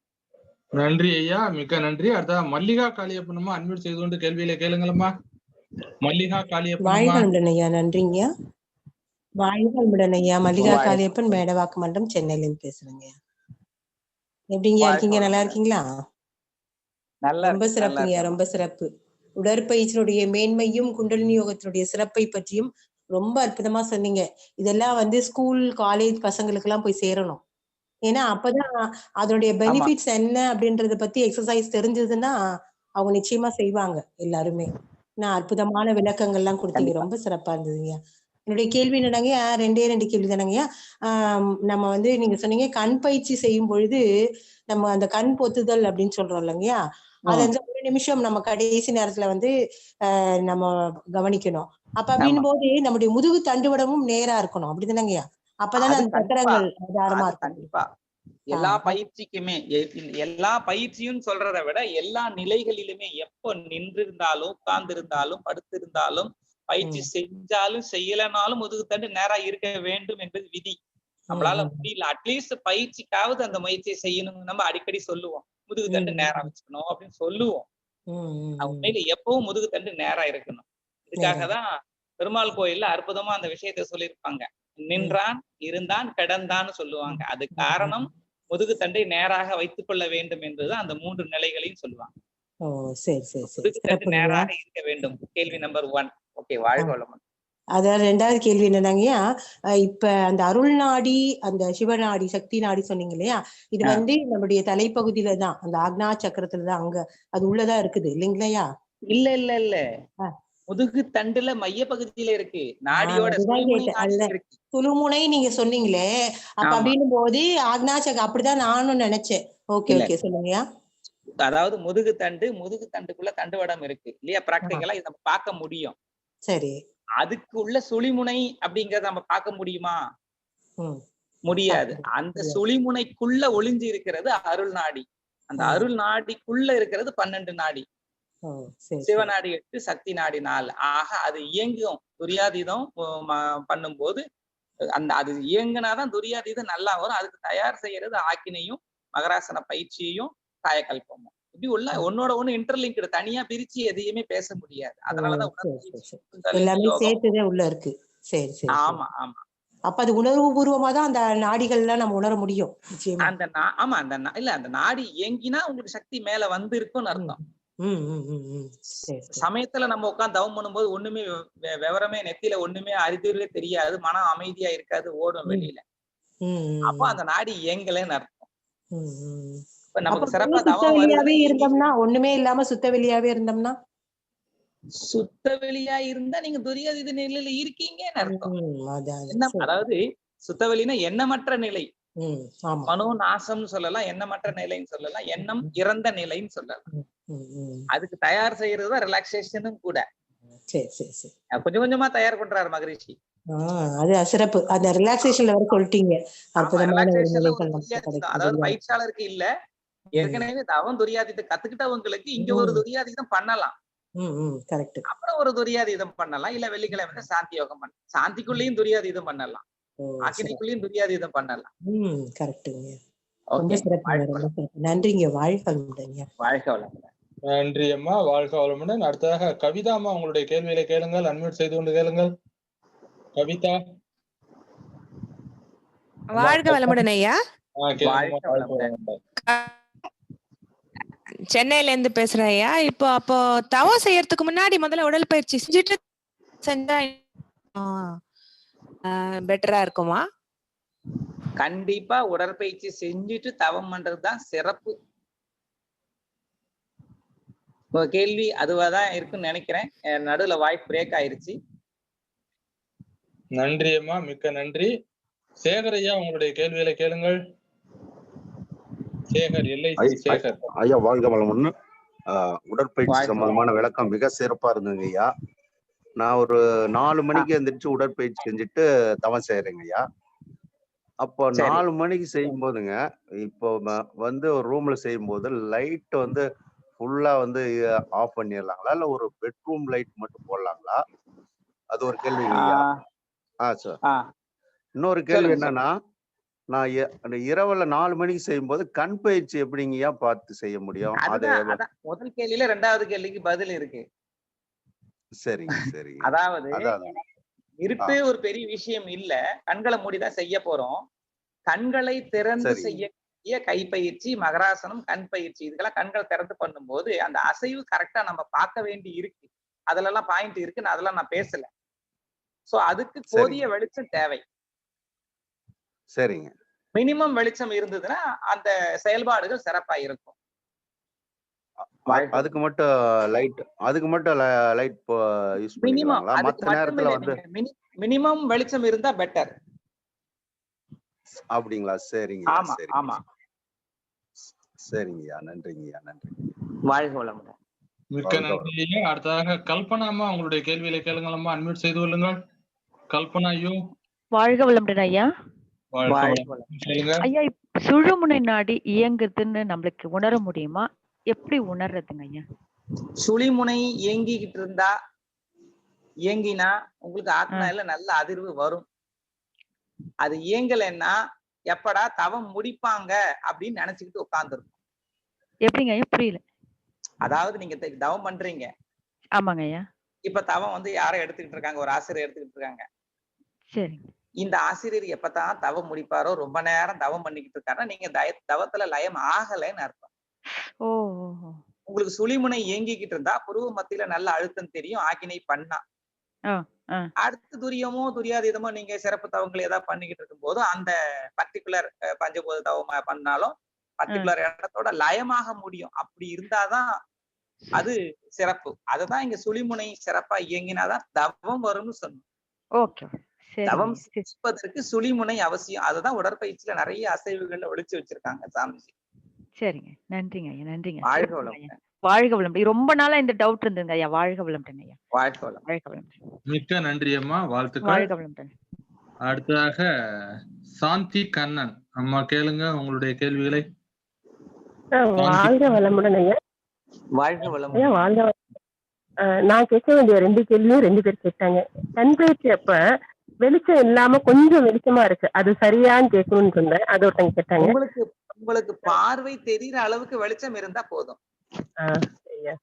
உங்க கை கட்டை விரல நீங்க பாக்கணும். அதுக்கு வெளிச்சம் இருந்தா போதும். இன்னொரு கேள்வி வந்து சுழுமுனை நாடி ஆக்டிவேட் ஆகுது எப்படின்னு தெரிஞ்சுக்கிறது முன்னாடி கேட்டாங்க. அது ஒரு கேள்வியா? கை மறத்து போகுது இல்லையா சில நேரம், அதுக்கு என்ன காரணம்? கம்மியா இருக்கு. சரி சரிங்க. நல்ல பிராணாயாமம் பண்ணுங்க. பிராணாயாம பயிற்சி, மூச்சு பயிற்சி நல்லா பண்ணுங்க. ரிலாக்ஸேஷன்ல நல்லா கவனிங்க. கை நல்லா உயர்த்தி, கை பயிற்சியில கை நல்லா உயர்த்தி டீப்பா, ஏன்னா நான் விஞ்ஞானத்துக்கெல்லாம் நான் போல, டைம் பத்தாதுன்றதுனால 8 செகண்ட் நல்லா மூச்சு இழுக்கணும். ஒரு மூச்சு இழுத்து விடுறதுக்கு 8 செகண்ட் எடுக்கணும். அப்ப 4 மூச்சுக்கு 32 செகண்ட், அதாவது 30 செகண்ட். அரை நிமிடம் ஒரு பயிற்சி செய்யறதுக்கு மேல மட்டும் கை கீழே இருக்குன்னா அதுக்கு ஒரு 8 15 செகண்ட். இப்படி 3 தடவை இந்த மாதிரி பயிற்சி செய்ய ஆரம்பிச்சீங்கன்னா அடுத்தடுத்த நிலைகள்லயும் சுழற்சியிலையும் படிப்படியாக, ஏன்னா ஏஜ்னு ஒண்ணு இருக்கு, படிப்படியா தான் அந்த மாற்றங்களை சந்திக்க முடியும் நம்ம. அதனால டெப்தான மூச்சு தேவை. அப்புறம் என்னோட தம்பிக்கும் என்னோட கணவருக்கும் பிறந்தநாள் வாழ்த்துக்கள் சாட் பாக்ஸ்ல போட்டிருக்கேன் ஐயா. சொல்லுங்க ஐயா. ரொம்ப நன்றி ஐயா. நன்றி அம்மா. வாழ்த்துக்கள் உங்களுக்கு தெரிவிக்கப்படும். அடுத்தாக சூரிய கலாமா கேள்விகளை கேளுங்களம்மா. அன்மியூட் செய்து கொள்ளுங்கள். சூரிய கலாமா. வாழ்க வளமுடன். விளக்கம் ஐயா. உங்க விளக்கத்தை பார்த்த பிறகு கண்டிப்பா எக்ஸசைஸ மிஸ் பண்ணவே கூடாதுன்ற ஒரு அழுத்தமான ஒரு எண்ணம் தோன்றது. ரொம்ப நன்றிங்க ஐயா. எனக்கு ஒரு சின்ன டவுட்டு, அதாவது நம்ம எக்ஸசைஸ் ரிலாக்ஸேஷன் முடிச்ச பிறகு நான் வந்து 8 நடைப்பயிற்சி செய்வேன். அப்படி செய்யலாமா? நம்ம ரிலாக்ஸேஷன் முடிஞ்ச பிறகு செய்யலாமா, இல்ல அந்த நடைப்பயிற்சி முடிச்சுட்டு நம்ம எக்ஸசைஸ் செய்யலாமா ஐயா? நன்றி ஐயா. வாழ்க வளமுடன். ரிலாக்ஸேஷன் கடைசியா செய்யறது நல்லது. நடைப்பயிற்சி எல்லாம் செஞ்சு முடிச்சிட்டு, ஏன்னா ரிலாக்ஸேஷன், அதாவது முதல்ல நம்ம பயிற்சி முறைன்னு பார்க்கும்போது உடல் தளர்த்தல் செஞ்சுட்டு தவம் பண்றது சிறப்பு. சில நேரங்கள்ல இடைஞ்சல் இருக்குன்னா மாத்தலாம். ஆனா பெஸ்ட் அப்படின்னு பார்க்கும்போது காயகல்பம் 1, எக்ஸசைஸ் 2, மெடிடேஷன் 3, இதுதான் சிறப்பு. இந்த ஆர்டர்ல பண்ணா நல்லது. அப்போ நடைப்பயிற்சி நீங்க நேரம் கருதி முன்ன பின்ன வச்சுக்கலாம். சூழல் தான். நன்றிங்க நன்றிங்க. ஏன்னா ரிலாக்ஸேஷன் வந்து ரிலாக்ஸ் பண்ணிடுறோம், அது பிறகு அகைன் நடக்கிறமே, அதனால தான் டவுட்டா கேட்டேன். அதாவது ஃப்ரீக்வென்சி ஆல்பாவுடைய நுண்ணிய நிலைக்கு வரும், அப்ப தவம் பண்றது சிறப்பு. சரிங்க சரிங்க. நன்றி. வாழ்க வளமுடன். நன்றி, மிக்க நன்றி. அடுத்தாக பாலகுமார் ஐயா. பாலகுமார் ஜோதிமணி அம்மா, கேளுங்க. அம்மாவா ஐயாவா கேளுங்க. பாலகுமார் ஐயா வணக்கங்க. வாழ்க வளமுடன். வாழ்க வளமுடன். ஐயா, இப்போ நம்ம உடற்பயிற்சி நம்ம காயகல்பம் மட்டும் பண்றோம் அப்படின்னா, காயகல்பம் பண்ண உடனே நம்ம வந்து உடல் தளர்த்தல் பண்ணிக்கிறோங்க ஐயா. ஒரு நிமிஷம் நம்ம வந்து உடல் தளர்த்தல் பண்ணிக்கிறோம். இப்ப நம்ம உடற்பயிற்சி கூட சேர்ந்து காயகல்பம் பண்ணும்போது கிட்டத்தட்ட ஒரு 20-30 நிமிஷம் கழிச்சுதான் நம்ம வந்து உடல் தளர்த்தல் பண்றோம். இடையில வந்து நம்மளுடைய உடல் அசைவுகள் இருக்கு. அதனால இன்னும் சிக்கல் இல்லைங்களாங்கய்யா? இதுல காயக்கல்பம் முடிச்ச நிலையில 3வது பயிற்சியில நீங்க உடலை கவனிக்கிறீங்க இல்லையா? ஆமாங்கய்யா. அது ஒரு அரை நிமிடம் தான். அந்த நீங்க ஓஜஸ் போடும்போது உடலை கவனிச்சு ஒவ்வொரு செல்களிலும் அது பாயற மாதிரி பாவனை செய்யறீங்க. அது உடல் தளர்த்தல் ஆகாது. அது அரை நிமிடம் தான் நம்ம பண்றோம். போட்ட ஓஜஸ் உங்க ஒவ்வொரு செல்களுக்குள்ளயும் பாயற மாதிரி பாவனை செய்யறீங்க. அதோட கைப்பயிற்சி ஸ்டார்ட் பண்ணிட்டு உடல் தளர்த்தல் போறீங்க படிப்படியா. இதுல எந்த விதமான குழப்பமும் இல்லையே. சரி சரிங்க. இல்ல சரிங்க சரிங்க. எப்பவும் கூட நம்ம உடற்பயிற்சி கண்டினியூ பண்ணிக்கலாம். ஆமா சரிங்க, நல்லது. தேங்க்ஸ் ஐயா. வாழ்க வளமுடன். வாழ்க வளமுடன். நன்றி ஐயா, மிக்க நன்றி. அடுத்ததாக சரண் ரூபக் ஐயா கேளுங்க, உங்களுடைய கேள்விகளை கேளுங்க. அன்மியூட் செய்து கொள்ளுங்கள். சரண் ரூபக் ஐயா அன்மியூட் செய்து கொள்ளுங்கள் ஐயா. சரண் ரூபக், வாழ்க வளமுடன். அடுத்த சதாசிவம் ஐயா. என்னோட இதுல இருந்து வந்ததுனால என் பேர் வரும், அதனால கேள்வி கேளுங்கம்மா. மைக் ஆன்ல இருக்கு, உங்க பேர் சொல்லுங்கம்மா. வாழ்க வளமுடன். அடுத்த சதாசிவம் ஐயா, உங்களுடைய கேள்விகளை கேளுங்க. சதாசிவம்.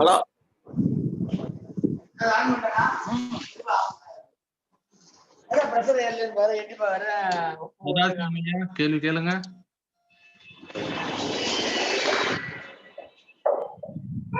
வாழ்க வளமுடன். வாழ்க வளமுடன். கேளுங்க. கேக்குதுங்களா? கேக்குது ஐயா. சரி சரி, நான் பேராசிரியர் சதாசிவம் பேசுறேங்க, கோவை. கேளுங்க ஐயா. ரைட். மோகன செல்வம் ஐயா அவர்கள் இந்த யோக பயிற்சிகளை பத்தி மிக சிறப்பாக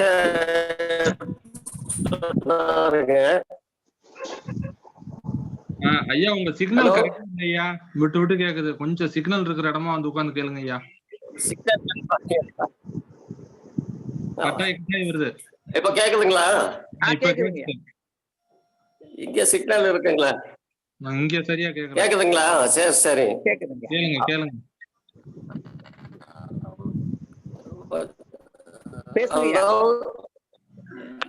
சரி, இந்த பயிற்சி எல்லாமே இப்ப தினமும் செய்யணுமா இல்ல 3-4 பரீட்சைகள்லாம் ஏதாவது ஒண்ணு மட்டும் செய்யலாமா? அப்புறம் தவம் வந்து எத்தனை பேர் இருக்காங்க, அதுக்காக அந்த மாதிரி சொல்லி இருக்காரு மகரிஷி அவர்கள். அதை பத்தி கொஞ்சம் விளக்கமா சொல்லுங்க. இல்ல தினமும் செய்ய செய்யணுங்க தவத்தை. சரிங்க, தவத்தை எத்தனை வேலை செய்யணும்? இல்ல தவத்தை பொறுத்த மட்டும் 2 முறை கண்டிப்பாக செய்ய வேண்டும். சரி சரி. ஏன்னா நிறைய பேர் ஒரு முறை செய்யறாங்க, ஒரு முறை கூட செய்யறது இல்ல. அதான் நேரம் இருக்கும்போது செய்யலாம், அடிஷனலா கூடுதலா செய்யலாம். எப்பெல்லாம் டைம் கிடைக்குதோ கண்களை மூடி மூலாதாரத்திலயோ ஆக்னா சக்கரத்துல நினைச்சிட்டு கூட உட்காரலாம். அது கூட தவ நிலைக்கு தான் வரும். சரி, ரொம்ப சிறப்பா இருந்ததுங்க. வாழ்க வாழ்க வளமுடன். வாழ்க வளமுடன். நன்றி ஐயா, மிக்க நன்றி. வாழ்க வளமுடன். அமுதா வரதன். அமுதா வரதன் ஐயா, உங்களுடைய கேள்விகளை கேளுங்கள். வாழ்க வளமுடன் ஐயா. வாழ்க வளமுடன். ரொம்ப ரொம்ப சிறப்புங்க ஐயா, ரொம்ப சிறப்பா இருந்தது. பயிற்சி பத்தி ரொம்ப அருமையா சொன்னீங்க ஐயா. ஐயா நான் தொடர்ந்து பயிற்சி பண்ணிட்டு தான் இருக்கேன். ரிலாக்ஸ் பண்ணும்போது என்னை மாரி அந்த நிலைக்கு போற போது தூக்கம் வந்துடுதுங்க ஐயா. அந்த நுண்ணுடல் அளவுக்கு போற அளவுக்கு எனக்கு என்ன செய்யறேன்னு தெரியல. அடுத்து முடிச்சுட்டு அவரை முடிக்கிற போது முடிச்சுக்கிற மாதிரி வருது. அது எப்படிங்க ஐயா? என்ன காரணம் அப்படின்னா, நீங்க உங்க செயல்பாடுகளை கொஞ்சம் நீங்களே தற்சோதனை பண்ணி பாத்துக்கங்க. உங்க உடம்புல ஜீவகாந்தம் கம்மியா இருந்தா தூக்கம் வரும். ரிலாக்ஸேஷன்லயும் தூக்கம் வரும், தவத்திலயும் தூக்கம் வரும். அப்ப நீங்க 5 அளவு முறைய இன்னும் கொஞ்சம் பிடிக்கணும், கரெக்டா பிடிக்கணும். எந்த இடத்துல நீங்க இன்னும் சரியா கடைபிடிச்சா நல்லது அப்படின்னு யோசிக்கணும். நீங்களே முடிவெடுத்துடலாம். அப்ப சரி பண்ண ஜீவகாந்தம் ததுக்கும் போது உச்சமான நிலை அடைய முடியும்.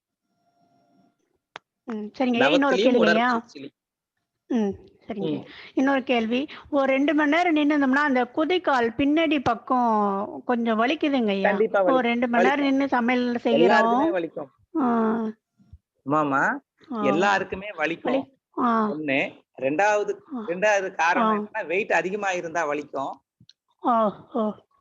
அதுவும் இல்ல அப்படின்னா அந்த பாத மூட்டு இருக்கு இல்லையா, கணுக்கால் மூட்டு, அது வந்து கரெக்டான வெயிட் இருக்கிறவங்களுக்கும் வலிக்குது அப்படின்னா அந்த மூட்டு பலவீனமா இருக்குன்னு அர்த்தம். 2 மணி நேரம் நின்னா எல்லாருக்கும் வலிக்கும், வெயிட் அதிகமா இருந்தா கண்டிப்பா வலிக்கும். இது எல்லாம் இல்ல அப்படின்னாலும் அந்த கணுக்கால் சுழற்சி செய்ய செய்ய காயகல்பம் செய்ய செய்ய அந்த மூட்டு பலப்படும் போது மட்டும்தான் உங்களுக்கு குதிகால் வலி வராம இருக்கும். அதர்வைஸ் வர்றதுக்கு வாய்ப்புகள் அதிகம். நம்ம பயிற்சியின் மூலம் மேம்படுது. சரிங்க ஐயா, ரொம்ப நன்றிங்க ஐயா. வாழ்க வளமுடன். மிக்க நன்றி அம்மா, வாழ்க வளமுடன், வாழ்த்துக்கள். அடுத்ததாக பவானி பாய் அம்மா கேளுங்க. பவானி பாய். வாழ்க வளமுடன் ஐயா. வாழ்க வளமுடன். அம்பத்தூர் மன்றம், சென்னைங்கய்யா. சொல்லுங்கம்மா. ஐயா, உங்க சிந்தனை விளக்கம் ரொம்ப அருமையா இருந்தது. சரி. என்னோட கேள்வி என்னன்னு பாத்தீங்கன்னா, தண்டுவட சுத்தியில எனக்கு ஒரு டவுட்டுங்கய்யா. இப்போ பயிற்சி கொடுக்கும் போது பாத்தீங்கன்னா நம்மளுக்கு முதுகுத்தண்டு வழியா மூலாதாரத்துல இருந்து ஆரம்பிச்சு தலை உச்சிக்கு போய் ஆகினை கொடுக்குறாங்க இல்லையா? அந்த மாதிரி நம்ம வந்து தவத்துக்கு முன்னாடி பண்ணும்போது அந்த மாதிரி 7, 6வது சக்கரத்துக்கு வரணுமா, இல்ல உள்முகமாக நம்ம பண்ணும்போது ஆகினை துரியம்னு பண்ணணுமா?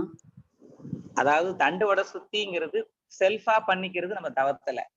ஆமாங்கய்யா. மூலாதாரத்துல இருந்து முதுகு தண்டு வழியாக ஆக்கினா சக்கரத்துக்கு வர்றோம். இது அவர்களாகவே செய்து கொள்வது. ஓகே. ஒரு அருள்நிதி கொடுக்கும் போது அந்த இடத்துல டச் பண்ண முடியாது அவங்களால. ஓகே. அதனால மூலாதாரத்திலிருந்து முதுகு தண்டு வழியாக தலை உச்சியை டச் பண்ணி தான் ஆக்னா சக்கரத்துக்கு வர முடியும். இது கொடுப்பது அது அவர்களாக செல்ஃபா செய்து கொள்வது. ஆனா ரெண்டுமே முதுகு தண்டுல மனம் டிராவல் பண்ணணும் பயிற்சியாளருக்கு.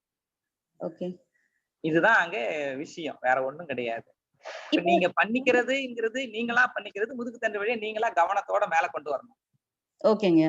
நீங்க அருள்நிதியா இருந்தா மத்தவங்களுக்கு பயிற்சி கொடுக்கும் போது தன்னோட சுத்தி கொடுக்கும் போது நீங்க மூலாதாரத்துல இருந்து பின்புறமாக தொட்டு முன்னாடி கொண்டு வரும்போது அவங்கள உங்க கை கூடிய கவனிக்க வைக்கணும். அவ்வளவுதான் விஷயம்.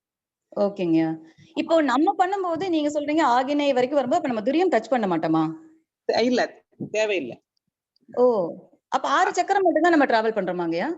இல்லம்மா, தண்டுவட சுத்தி அப்படிங்கிறது தண்டுவடம் அப்படிங்கறதே மூலாதாரத்துக்கும் ஆக்னா சக்கரத்துக்கும் தான் சுத்தம் செய்யறதே.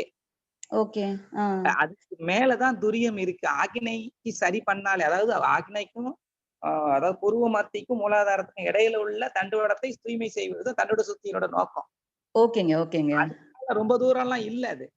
ஓகே. போனா ஆகினை வேற துரியம் வேற தனித்தனியா கிடையாது, ரெண்டும் ஒண்ணுதான். சரிங்க. ஆரம்பம் அப்படின்னு பார்க்கும்போது கீழே உள்ள 5 கிளாண்டுக்கு தலைமை சுரப்பியா இருக்கு, அது அருகாமையிலேயே அது இருக்கு. நல்ல ஆக்கினை பண்றவங்களுக்கு தானா துரியம் வந்துடும். ஓகேங்க. அது வராது, நம்ம பயிற்சி அவ்வளவு தூரம் ஆழமா பண்ண மாட்டோங்கிறதுனால துரிய தீட்சை கொடுக்கப்படுகிறது. ஓகேங்க. வாழ்க வளம். நன்றி ஐயா. வாழ்க வளமுடன். வாழ்க வளம்.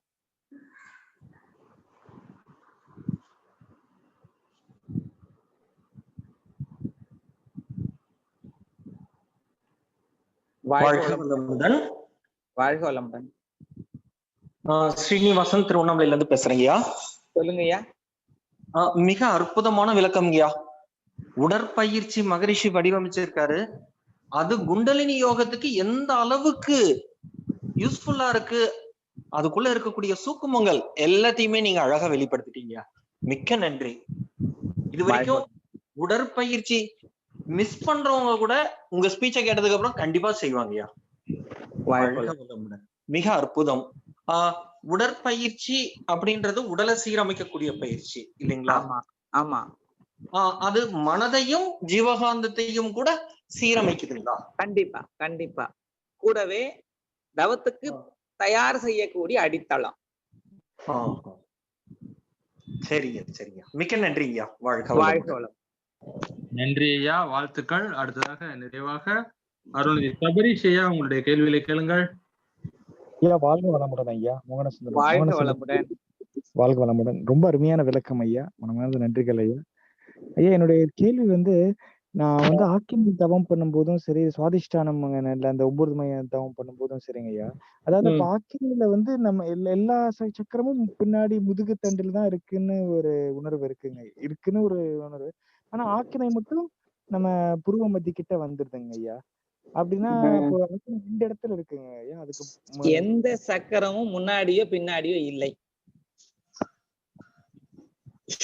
எந்த சக்கரமும் முதுகு தண்டுல முன்னாடியும் பின்னாடியும் இல்லை, நடுவுல தான் இருக்கு ஐயா. வாழ்வளமுடன்.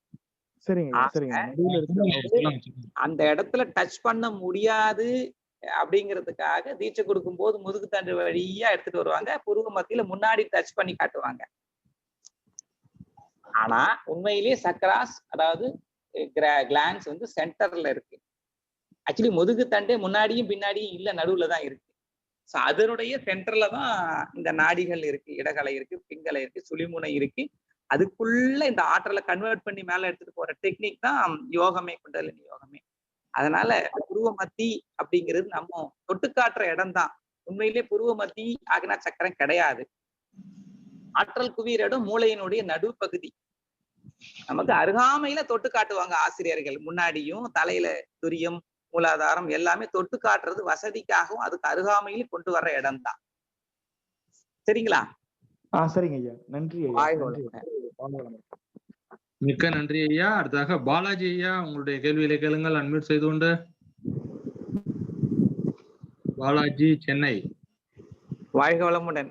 அன்மியூட் செய்து கொண்டு கேளுங்கள். வாழ்க வளமுடன். ரொம்ப சிறப்பாக சொன்னீங்க ஐயா. வாழ்க வளமுடன். ஏற்கனவே கேட்டதுதான், ரிப்பீட் புது முறையா சொல்றீங்க ஒரு வாட்டியும். அது அப்படி இல்லை, ஒரு ஸ்பீச்சும் ஒரு வித்தியாசம் இருக்கு ஐயா. ஆமா ஆமா, ஏற்கனவே கேட்டதுதான். அதுவே வேற விதமா சொல்றீங்க ஒரு வாட்டியும். அது ரொம்ப சிறப்பு. உங்களுக்கு படம் ரொம்ப நன்றி ஐயா, ரொம்ப சூப்பரா ஐயா. வாழ்க வளமுடன். நன்றி ஐயா. உங்களுடைய கேள்விகளை கேளுங்களம்மா.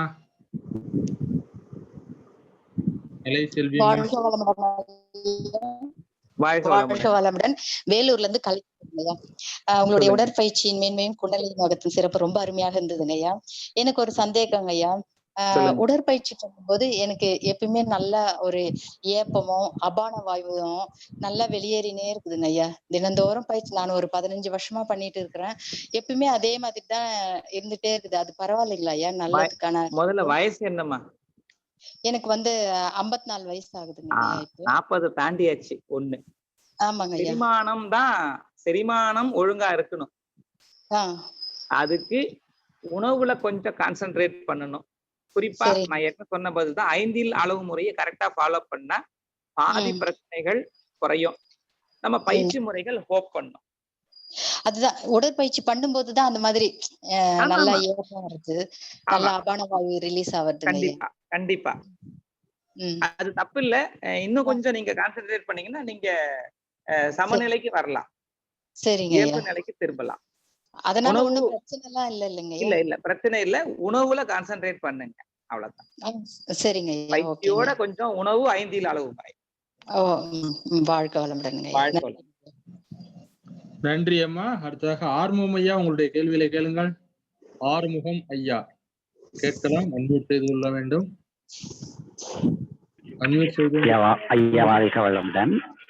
ஆறுமுகம் ஐயா, இப்ப சொன்ன இந்த உடற்பயிற்சி தவவச்சங்கள்ல இந்த சக்கரங்கள் வந்து உடல்ல வந்து நடு மையத்துல இருக்கிறது, இந்த மனோன்மணிங்கிற நிலையெல்லாம் ஒரு நிலைகள்லாம் இருந்தது இல்லைங்க ஐயா? புரியலங்கய்யா, புரியல. அந்த நம்ம சக்கரங்கள்லாம் வந்து உடல்ல வந்து முதுகுந்தண்டுக்கும் நடு மயங்கள்ல தான் இயங்குதுன்னு ஐயா ஒரு வழக்கம் சொன்னீங்க இல்லையா? ஆமா ஆமா ஆமா. அது அந்த மனோன்மணிங்கிற ஒரு சில நிலைகள்லாம் இருந்தது இல்லையா முன்னர் காலங்கள்லாம்? சரி சரி சரி. மனோன்மணிங்கிற சில நிலைகள்ங்கிற அந்த நிலைக்கு நடுவுல இயங்குகிற சக்கரங்களை தான் நம்ம ஆழ்ந்து சிந்திச்சு இப்ப நம்ம இயல்பா நிலையில கொண்டு வந்து இயங்குறோம் இல்லைங்கய்யா? இல்ல இல்ல, இப்போ அவங்க கேட்டது இந்த சக்கரங்கள் சென்டர்ல இருக்கு. மனோன்மணி பத்தி யாரும் பேசவே இல்லை. நம்ம அது தவிர்ப்பது நல்லது. ஏன்னா உடற்பயிற்சி பத்தி தான் நம்ம பேசிக்கிட்டு இருந்தோம். சரிங்க இருக்கு, விளக்கங்கள் இருக்கு. ஆக்கினைக்கும் துரியத்துக்கும் நடுவுல இருக்கு. அது அது டிஃபரெண்ட். இப்ப அவங்க சக்கராஸ்ன்னு பார்க்கும்போது முதுகு தண்டை ஒட்டி கேட்கும்போது மையப்பகுதியில தான் இருக்கு.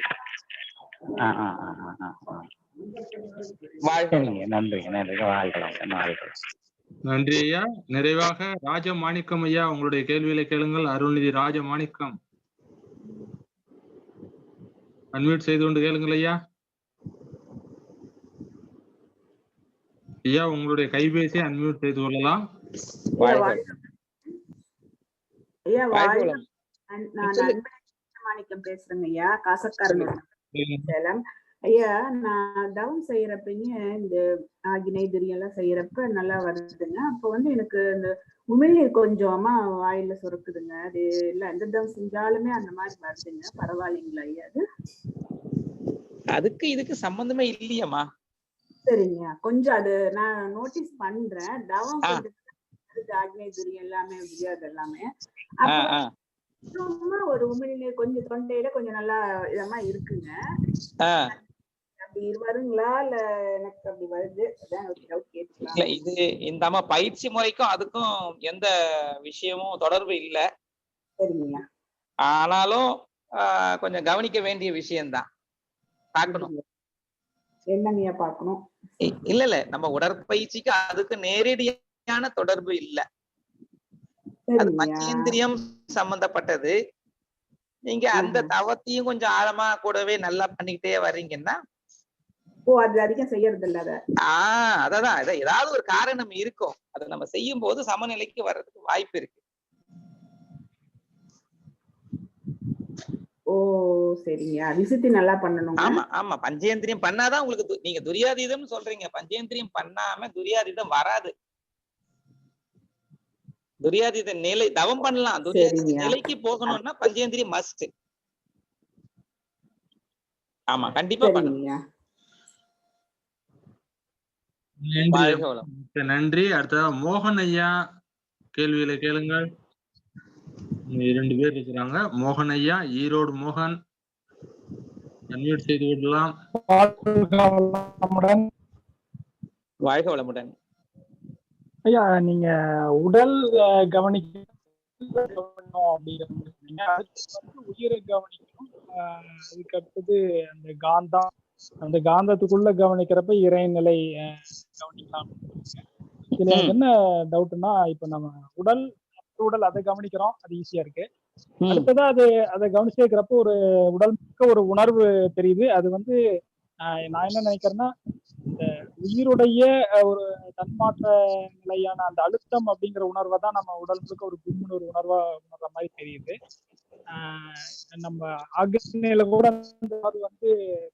உயிருடைய முதல் தன்மாற்றமான அந்த அழுத்தத்தை தான் நம்ம கவனிக்கிறோம். அப்படிங்கிறப்போ எப்படி அந்த உயிரையே கவனிக்கிறது, அதுக்கடுத்தது எப்படி அதுக்குள்ள இருக்கிற இறைத்துகள் அதை கவனிக்கிறது? நீங்க துரியாதீதம் கத்துக்கிட்டீங்களா ஐயா? துரியாதீதம் பண்ணிக்கிட்டு இருக்கீங்களா ஐயா? துரியாதீதம் கத்துக்கிட்டு பண்றீங்களா?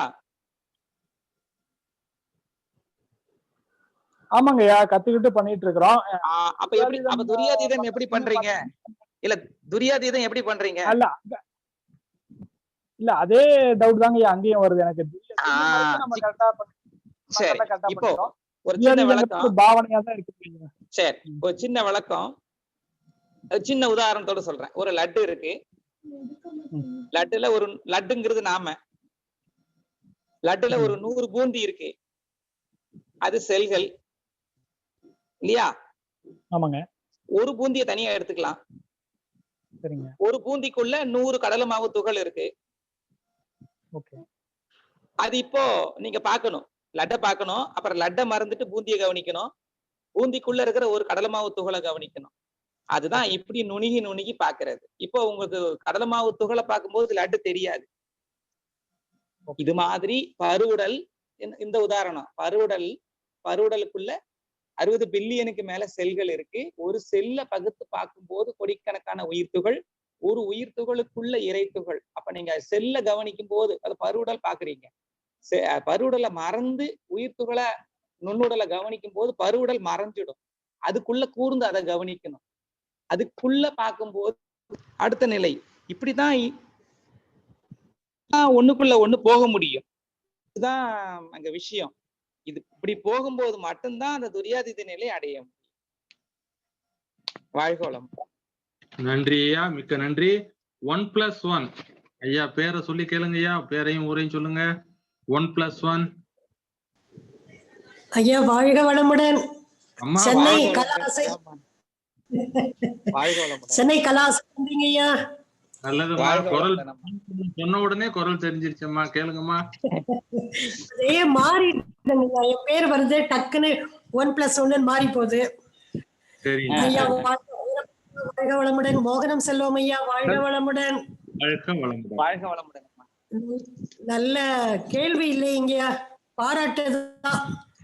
அருமையான உடற்பயிற்சி மேன்மையும் குண்டலினி யோகத்தின் சிறப்பும் நல்ல அருமையான ஆழமான நுணுக்கமான விளக்கங்கள். நீங்க சொன்ன மாதிரி நிறைய இருக்கு. இது ஒரு கடல் போன்றது. 11:35க்கு முடிச்சிட்டீங்க. கேள்வியில் நிறைய விளக்கங்கள் கூறினீர்கள். ஆமாங்க ஐயா, அருமையான விளக்கம் ஐயா. உங்கள் தொண்டு மேல்மேலும் சிறக்க அனைவரின் குருவருளும் இறையருளும் இணைந்து உங்கள் தொண்டை மேல்மேலும் சிறக்க நாங்கள் அனைவரும் உங்களை வாழ்த்துகின்றோம் ஐயா. வாழ்க வளமுடன். வாழ்க வளமுடன். நன்றி அம்மா, உங்களுடைய வீரப்பனையா வாழ்க வளமுடன். நன்றி அம்மா, வாழ்க வளமுடன். வாழ்க வளமுடன். வாழ்க வளமுடன். அன்பானவர்களே, கடந்த 1 மணி நேரத்துக்கு மேலாக ஐயா அவர்கள் சிறப்பாக உடற்பயிற்சியினுடைய மேன்மை, அதோடு குண்டலினி யோகத்தினுடைய சிறப்புகளையும் நமக்கு நல்ல முறையிலே அற்புதமான விளக்கங்களை கொடுத்து நம்முடைய கேள்விகளுக்கு சிறப்பாக பதிலினை அளித்து இருக்கின்றார்கள். ஐயா அவர்களுக்கு நன்றிகளை அனைவரும் வாழ்த்தின் மூலமாக தெரிவித்துக் கொள்ளலாம். இணைப்பில் இணைந்திருக்கக்கூடிய அனைவரும் தவ நிலைக்கு வந்து விடுமாறு அன்போடு கேட்டுக்கொள்கிறோம்.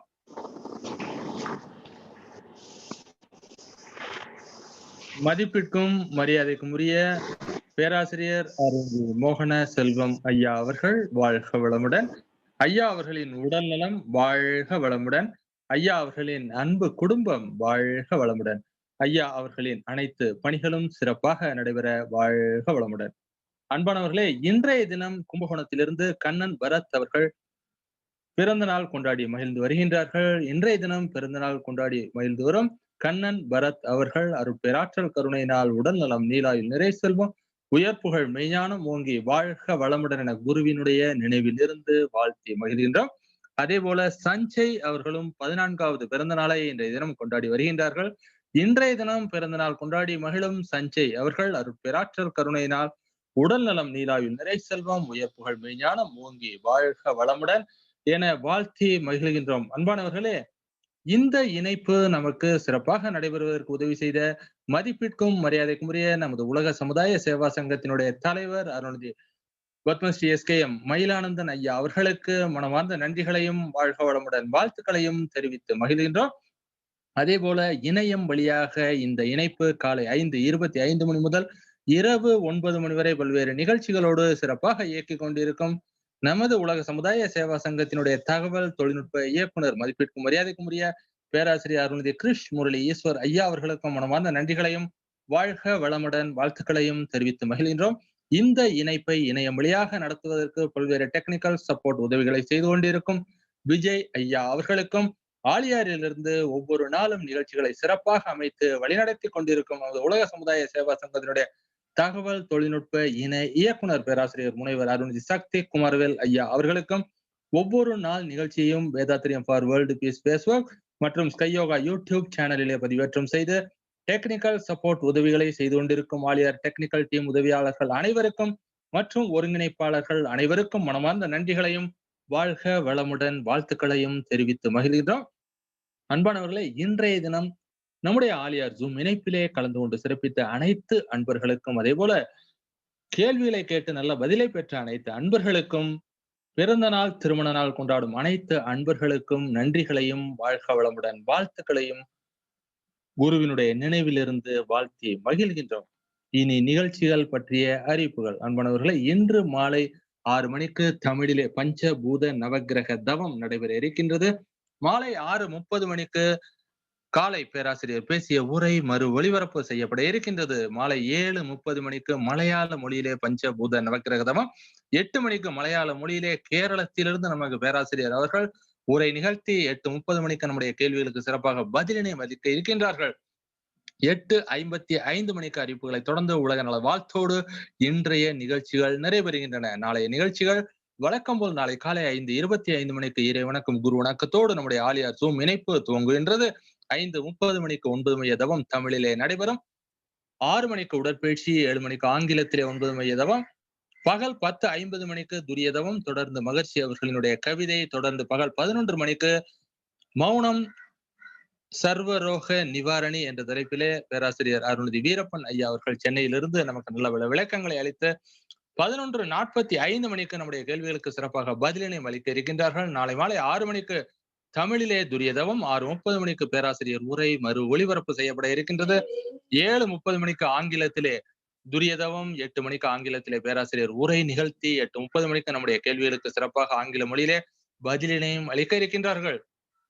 8:55 மணிக்கு அறிவிப்புகளை தொடர்ந்து உலக நல வாழ்த்தோடு நாளைய நிகழ்ச்சிகள் நிறைவேறுகின்றன. அன்பானவர்களே, ஒவ்வொரு நாளும் நம்முடைய ஆலியார் ஜூம் இணைப்பிலே நம்முடைய மனவளக்கலை பேராசிரியர் பெருமக்கள் நல்ல பல தலைப்புகளிலே பல்வேறு விளக்கங்களை அனுபவபூர்வமாக கொடுத்து வருகின்றார்கள். ஒவ்வொரு நாளும் நம்முடைய ஆலியார் இணைப்பிலே 1000 அன்பர்கள் வரை கலந்து கொள்ளக்கூடிய வசதியை செய்யப்பட்டு இருக்கின்றது. எல்லா நிகழ்ச்சிகளிலும் அன்பர்கள் அனைவரும் கலந்து கொண்டு பயன்பெற வேண்டுமாய் அன்போடு கேட்டுக்கொண்டு ஒவ்வொரு நாள் நிகழ்ச்சியும் வேதாத்திரியம் ஃபார் வேர்ல்டு பீஸ் ஃபேஸ்புக் மற்றும் ஸ்கை யோகா யூடியூப் சேனலிலும் பதிவேற்றம் செய்யப்பட்டு வருகின்றது. அனைத்து நிகழ்ச்சிகளையும் அனைவரும் ஓய்வு நேரங்களிலே கேட்டு மகிழலாம். மேலும் அனைத்து நிகழ்ச்சிகளையும் தங்களுடைய அன்பு நண்பர்களுக்கும் உறவினர்களுக்கும் அனுப்பி அனைவரையும் எல்லா நிகழ்ச்சிகளிலும் பயன்பெற வைப்பதும் குருவுக்கும் சமுதாயத்திற்கும் நாம் அளிக்கும் குரு காணிக்கையாகும் என்று சொல்லி இத்துணை நேரம் இந்த இணைப்பிலே இணைந்த உங்கள் அனைவருக்கும் தெரிவித்து உள்ளங்களில் வேதாத்திரியம் மலர, உள்ளங்கைகளிலே வேதாத்திரியம் மலர ஒவ்வொரு நாளும் இணைந்திடுங்கள். ஆலியார் ஜூம் இணைப்பின் 8191181911 பாஸ்கோடு ALIOAR என அன்போடு தெரிவித்து மீண்டும் நாளை காலை 10:50 மணிக்கு உங்களை சந்திக்கும் வரை ஆலியார் தகவல் தொழில்நுட்ப துறையிலிருந்து விடைபெறுவது உங்கள் அன்பிற்கினிய பேராசிரியர் எஸ் வீரப்பன். நன்றி. வாழ்க வையகம், வாழ்க வையகம், வாழ்க வளமுடன்.